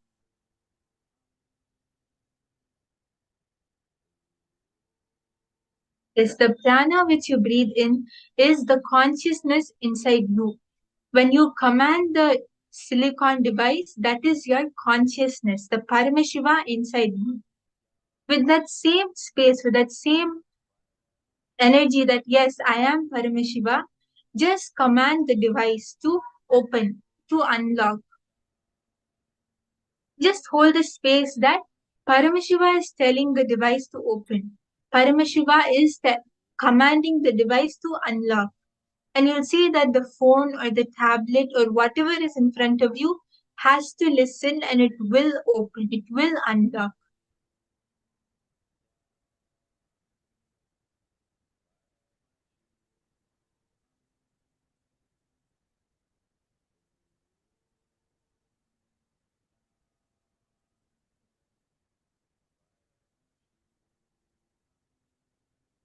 And I remind each one of you to please keep your posture straight. Sit straight with your head, neck, and spine in a straight line. Chant Mahavakya.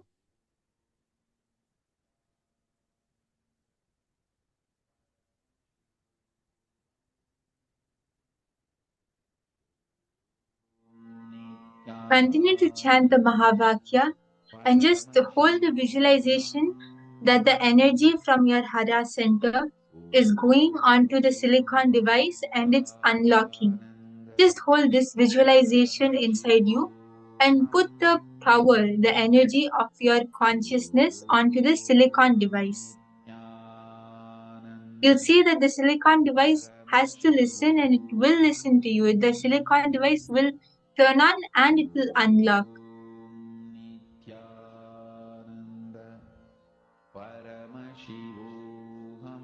This is a very powerful revelation which has been done by Swamiji. Swamiji revealed that the silicon listens to the consciousness. So please understand, it simply listens to the consciousness. We just have to cognize that and give a command from that space.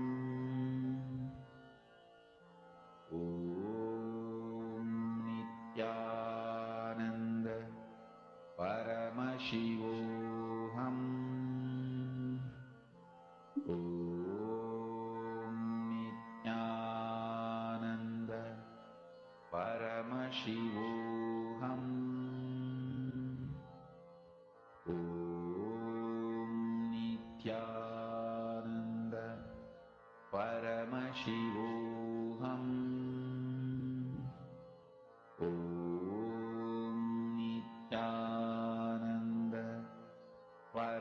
Paramashivoham.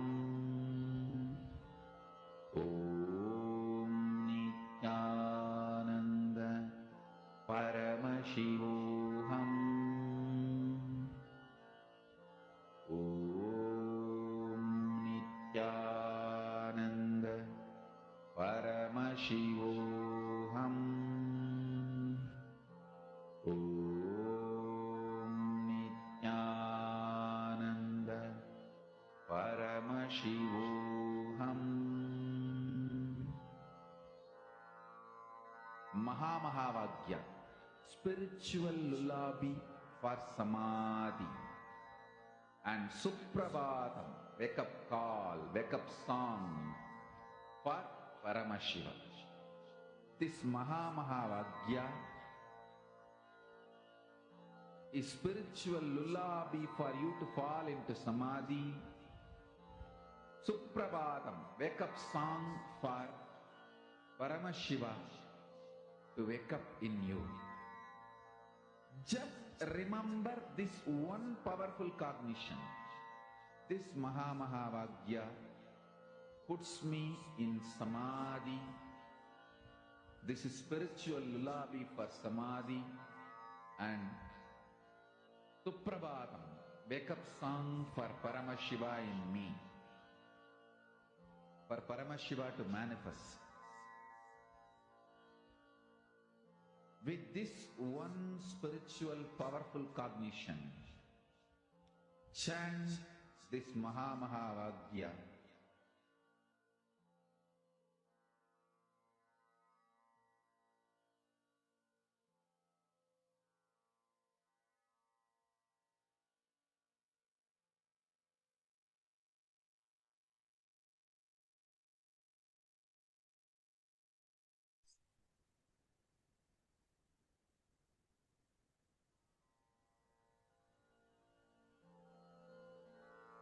Mahamahāvāgya, spiritual lullaby for samadhi, and Suprabhatam, wake up call, wake up song for Paramashiva. For Paramashiva to manifest. With this one spiritual. So all of you can post your manifestations on the chat. You can check if your device has been unlocked or whether it has turned on. And you can post all your manifestations in the chat. It would be really nice to hear from all of you about your manifestation. What was your experience and how was your manifestation? And now we are going to be moving on to the next session about Tripurantaka Murti. Who is Tripurantaka Murti and what is his significance? What is the significance of Tripurantaka Murti?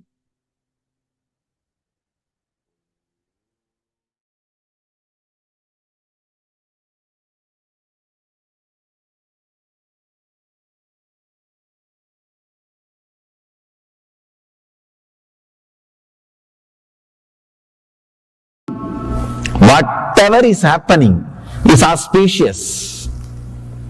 Shiva. The word Shiva means in Sanskrit causeless auspiciousness.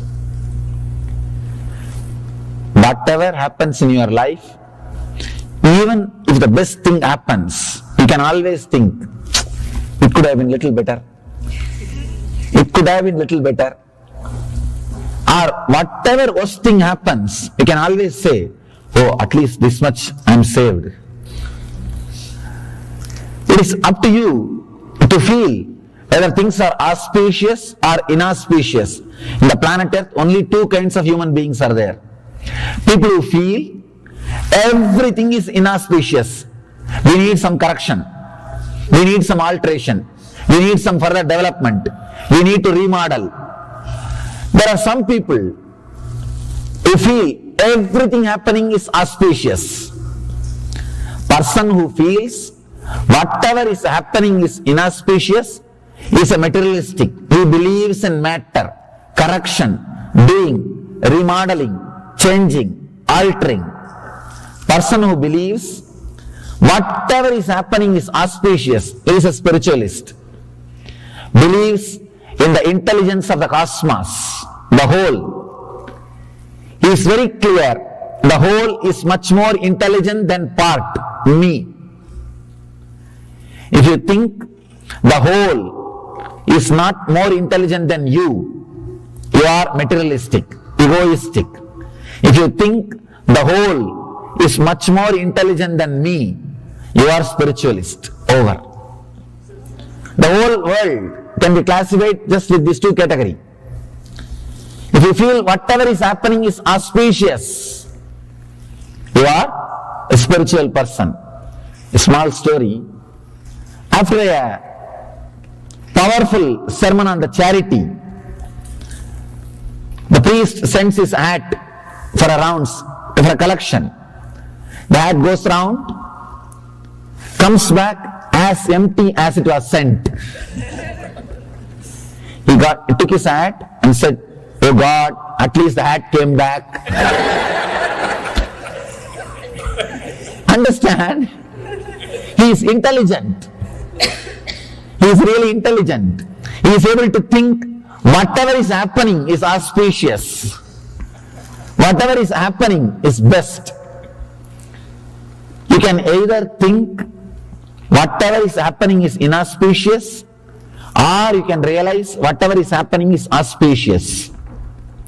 Why enlightened beings are constantly feeling whatever is happening is auspicious? It is just because of the Kundalini Shakti. Once this Kundalini energy awakens in you, you will feel so much of energy in your body, you will not be able to complain about anybody. Understand? You will complain about anything or any person or any incident only when you are in low mood. Means your usual mood. You will not be able to complain, criticize, or feel disappointed about any person or anybody if your body is overflowing, bubbling with energy. You feeling whatever is happening is auspicious or inauspicious is directly connected to your energy level. At some time, if you get the glimpse of that high energy by some method, sometimes people get into that high energy without even knowing. Maybe if they go to some high energy places, or if they are really relaxed, they get into that high mood. Suddenly those few moments or few hours, you feel you are so fulfilled, nothing is wrong in the planet Earth. You will feel everything is going the best way. If you have had this glimpse, these moments in your life even once, you can be called as a spiritual seeker. Sometimes even while seeing the sunset, suddenly you feel the whole thing is settled in you. And you think, God, everything is beautiful. Things are happening.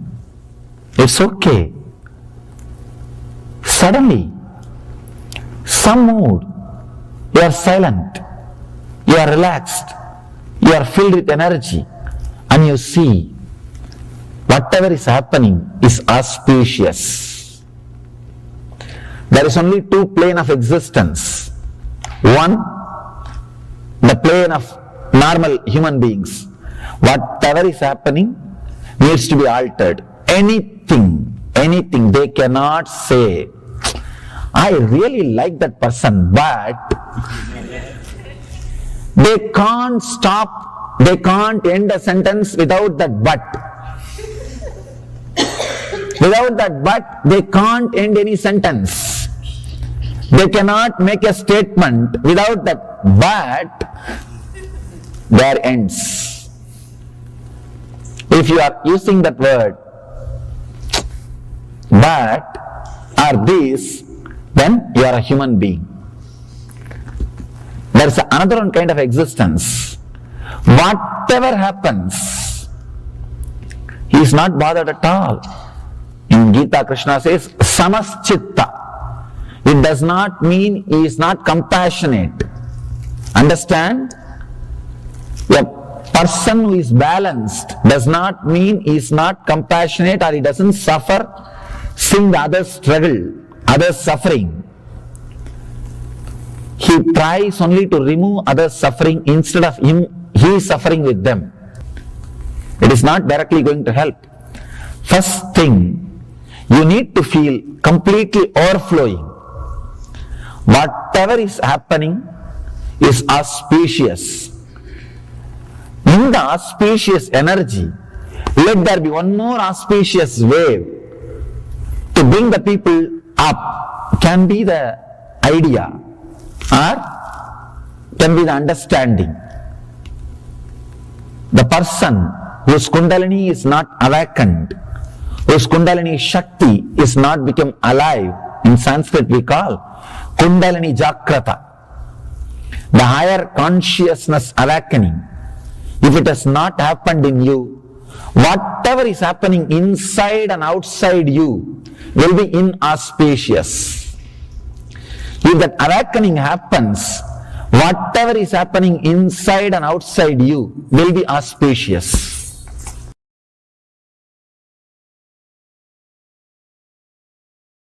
The moment you think, this is the way I am, what can I do? Listen.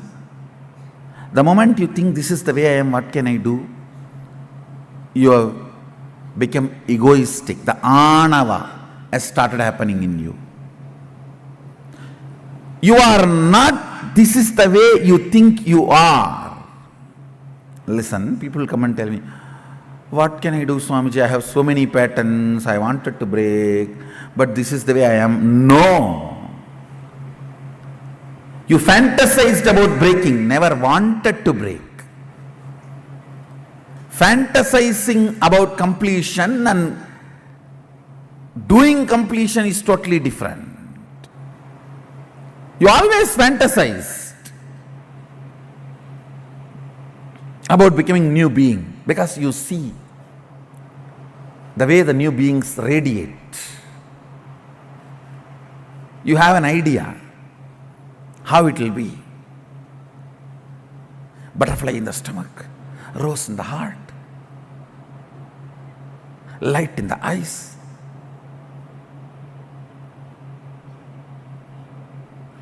You have an imagination, you have a fantasy, but you never worked for it. You never acted for it. Understand, action manifests Shaktis. Acting towards what you want manifests Shaktis. First thing you need to know, you are not a sealed, complete product as you imagine. No. You are a seed. Means you need to open up. Sprouting need to happen. Plant need to grow. The biomemory, muscle memory with which you are programmed need to flower. The branches need to grow. The leaves need to come. Oh, I am already old and tired. How can anything more happen to me? How can anything new happen to me? Where is the new life? That is what I call anava. The moment you decide where is the new life for me, there is no new life. The anava surrounds you. Every situation, understand, every situation brings only new life to you. Just because you got $1 billion in lottery and you are going to move to a palatial bungalow, you can start crying, oh, the small house has been snatched away from me. Fool. I have seen people crying. I have seen people crying when the great transformation happens to them for which they were waiting.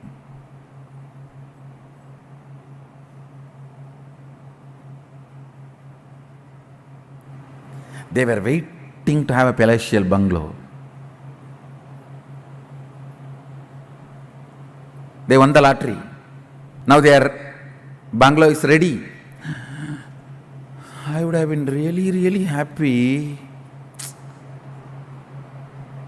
But I should have moved to the bungalow from here. After the mango season is over, this mango tree is here and the mango season is going on.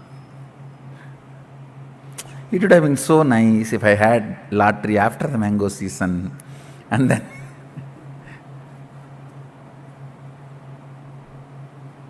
look in, there are many times continuously. What for you have been praying, waiting. When that opening happens, suddenly you are not okay for that opening. You are trying to hold on to the old. Tasting the old. Tasting the boredom. Tasting the old. Tasting the boredom. Taste for anti-life.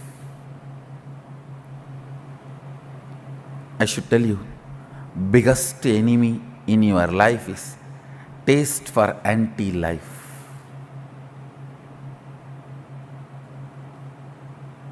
Break every time you go through anti-life taste. Every time when your mind is trying to tell you, this is the way I am, what can I do? How can anything move? What can anything happen? No! You are not yet end. That's the good news. You are only a seed. As long as you consider you are only a seed, you need to manifest you are Sadashiva. Because, understand, Sadashiva constantly considers himself as a seed which need to manifest, yet to manifest, yet to manifest. Even after manifesting this whole Jagat.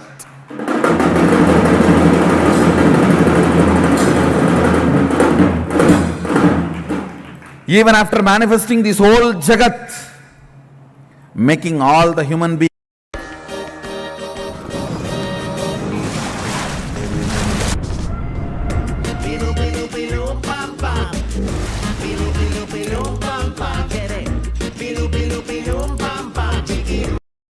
to push you to the next level.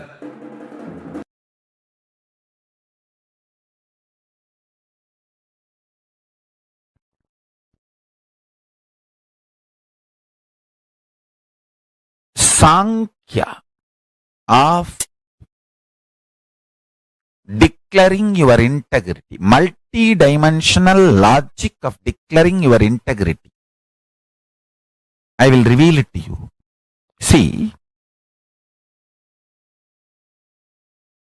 the conscious decision, conscious declaration gives Paramashiva to enter into you. Your individual identity is borderline by your decision of your idea of freedom. Listen. When your idea of freedom is limited, it is called ignorance. When you are ready consciously to live with your ignorance, it is called delusion. And when you are okay with your delusion and don't care about the reality, it is called arrogance. These three puras, these three pura asuras, three-layer demons cannot be penetrated unless you give permission. If you consciously declare, I declare my integrity to Paramashiva component in Swamiji, in my Guru. If you declare even that much, that's enough. Then your soul can vibrate in the space of Paramashiva. See, now I have given a very insured declaration. Very secured and insured declaration. You can make a clear disclaimer. I declare my integrity only to Paramashiva component of my Guru Nithyananda Paramashivam. And non-Paramashiva component, I am not declaring my integrity. You can clearly make it. I don't have a problem. So you feel very secured and insured.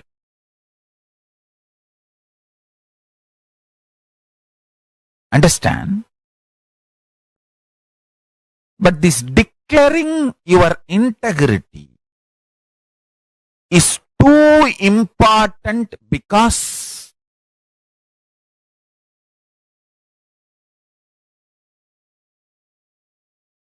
this is the Sankhya multidimensional logic of consciousness.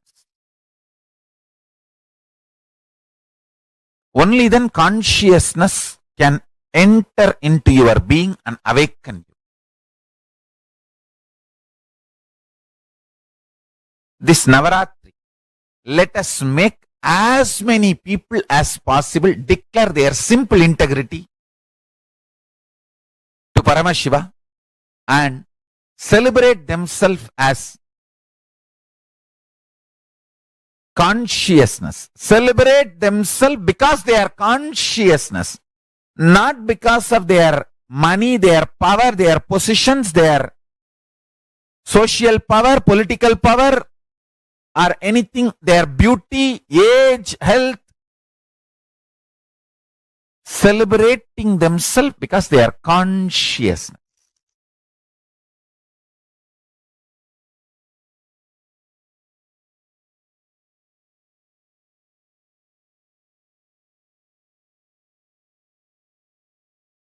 Just these two.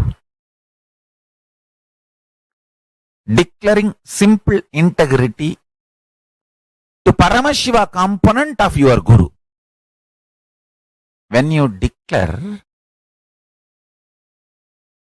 your simple integrity to the Paramashiva component of your Guru and you decide to celebrate yourself because you are consciousness, this too is a, I tell you, most successful recipe for power manifestation. Deadly combination. Nothing can kill you after that. Deadly combination for destroying all the ignorance and powerlessness and impossibility.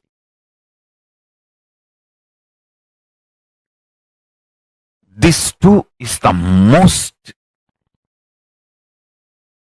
multidimensional logic of multidimensional magic. Sankhya of Parashakti.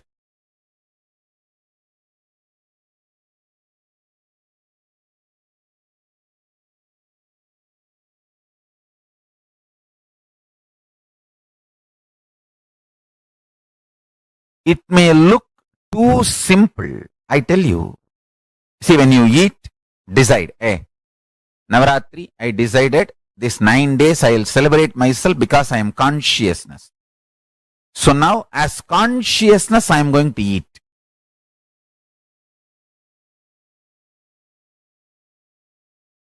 You will see the whole eating experience will be different. As consciousness I am going to drink water or whatever juice or anything you drink. As consciousness I am going to sleep. As consciousness I am going to do my office job. As consciousness I am going to relate with people as consciousness, I'm going to do all my activity. So much of grounding and qualitative difference in your reality.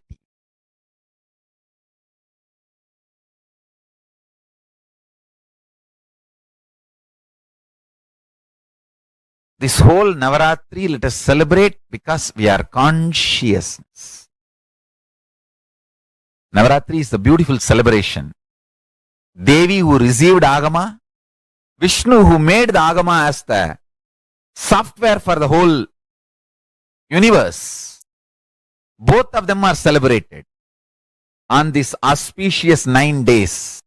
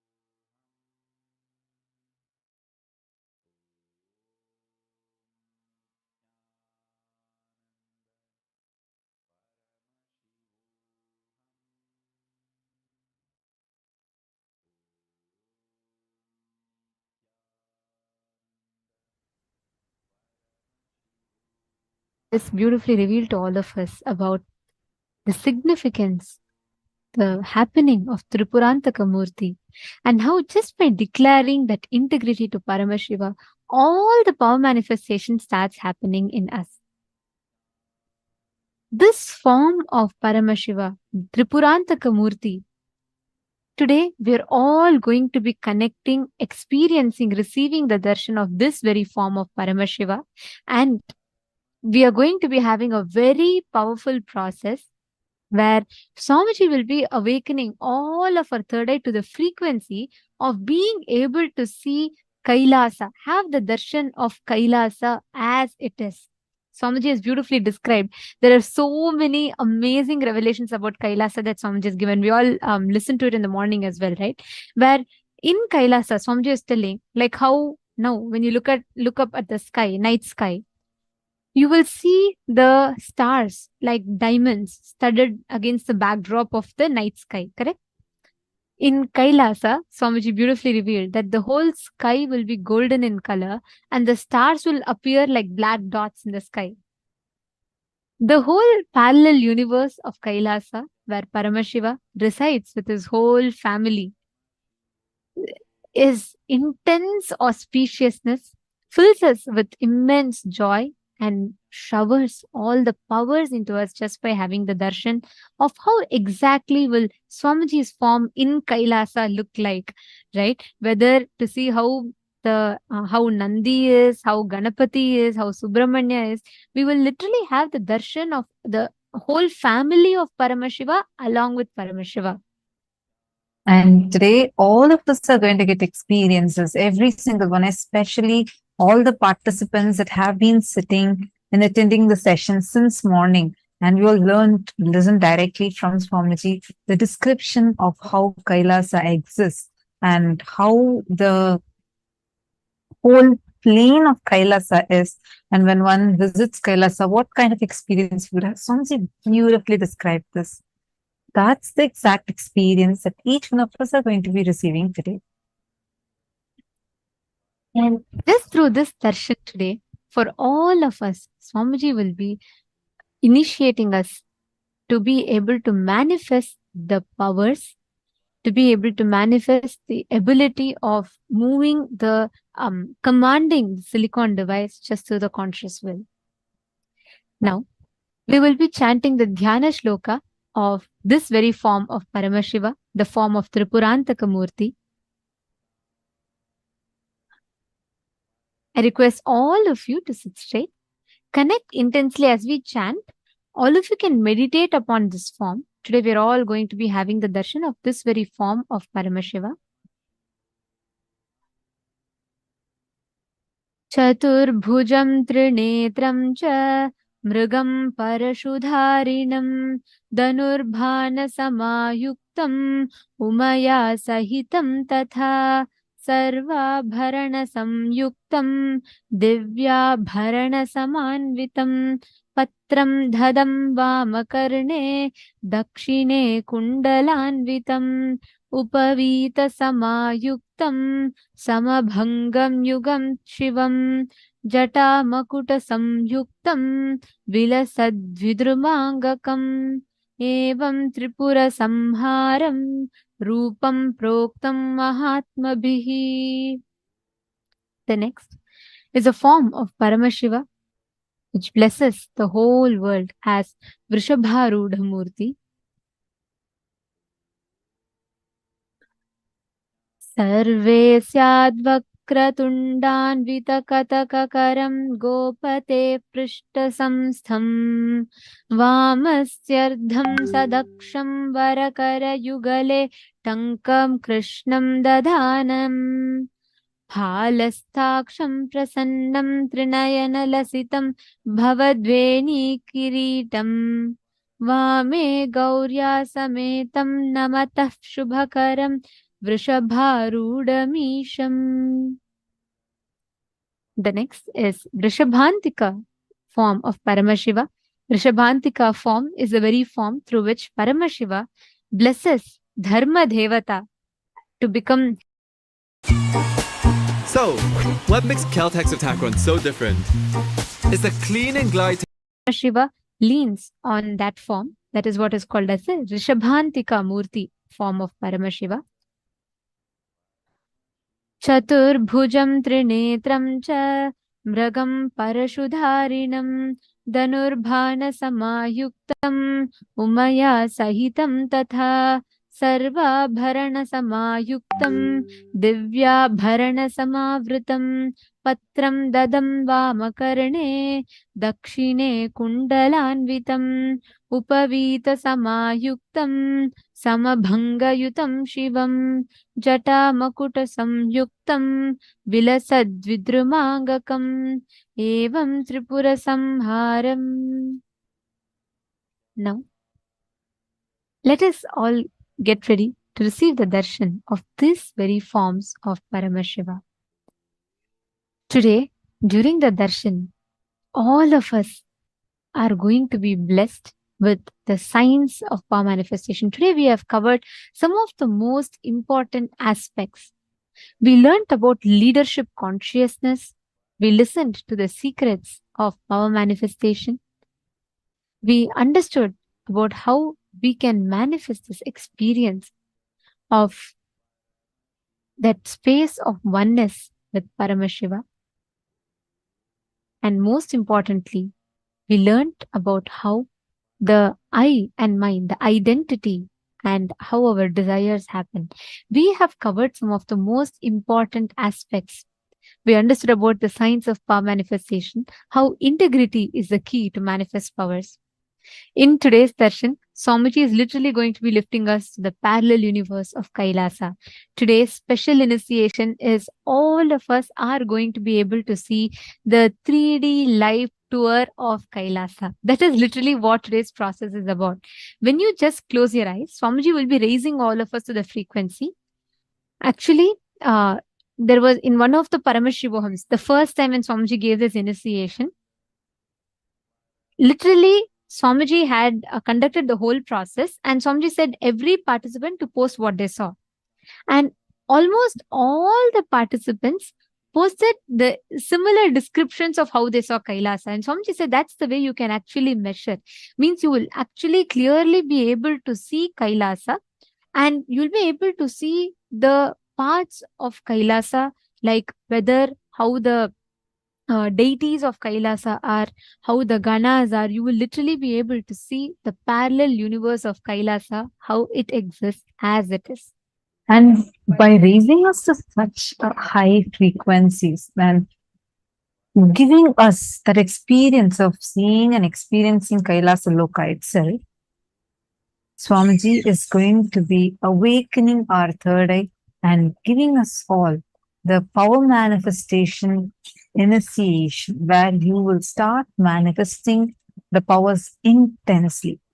Not just that, through power manifestation, you will awaken the responsibilism more and more in you and manifest Ishwaratva, the leadership consciousness. Today we all did a workshop on Ishwaratva, how you can become a leader. We learned about the leadership consciousness so beautifully. Swamiji described that to us. So in today's initiation, we are going to be receiving the leadership consciousness of Paramashiva himself transmitted to us. The way you feel about you, the things around you, and the ability to take responsibility, not just for yourself or just your actions, but take responsibility for everything around you from the context that because you are source of everything, therefore you are responsible for everything. So today, this is going to be a very, very, very special darshan. And we request all the participants to kindly please settle down. Please sit in front of your cameras. In the darshan, all of you can post any struggles you're having in manifesting that leadership, whether taking responsibility for your career, for your relationships, wherever you are struggling. You can post all your prayers to Swamiji, and through this form of Paramashiva, Swamiji will be literally awakening the space of leadership in us. And most importantly, today, all of us are going to be understanding in deeper levels further about how you can be your own boss and how you can start manifesting. You can have the command of what you want to create in life as a reality. And this initiation is very, very important, because through this initiation, Swamiji is going to be preparing our inner space, preparing us, all of our consciousness to be able to manifest the ultimate state of leadership. Now, I request all the participants to please come and settle down. Please be seated in front of the camera.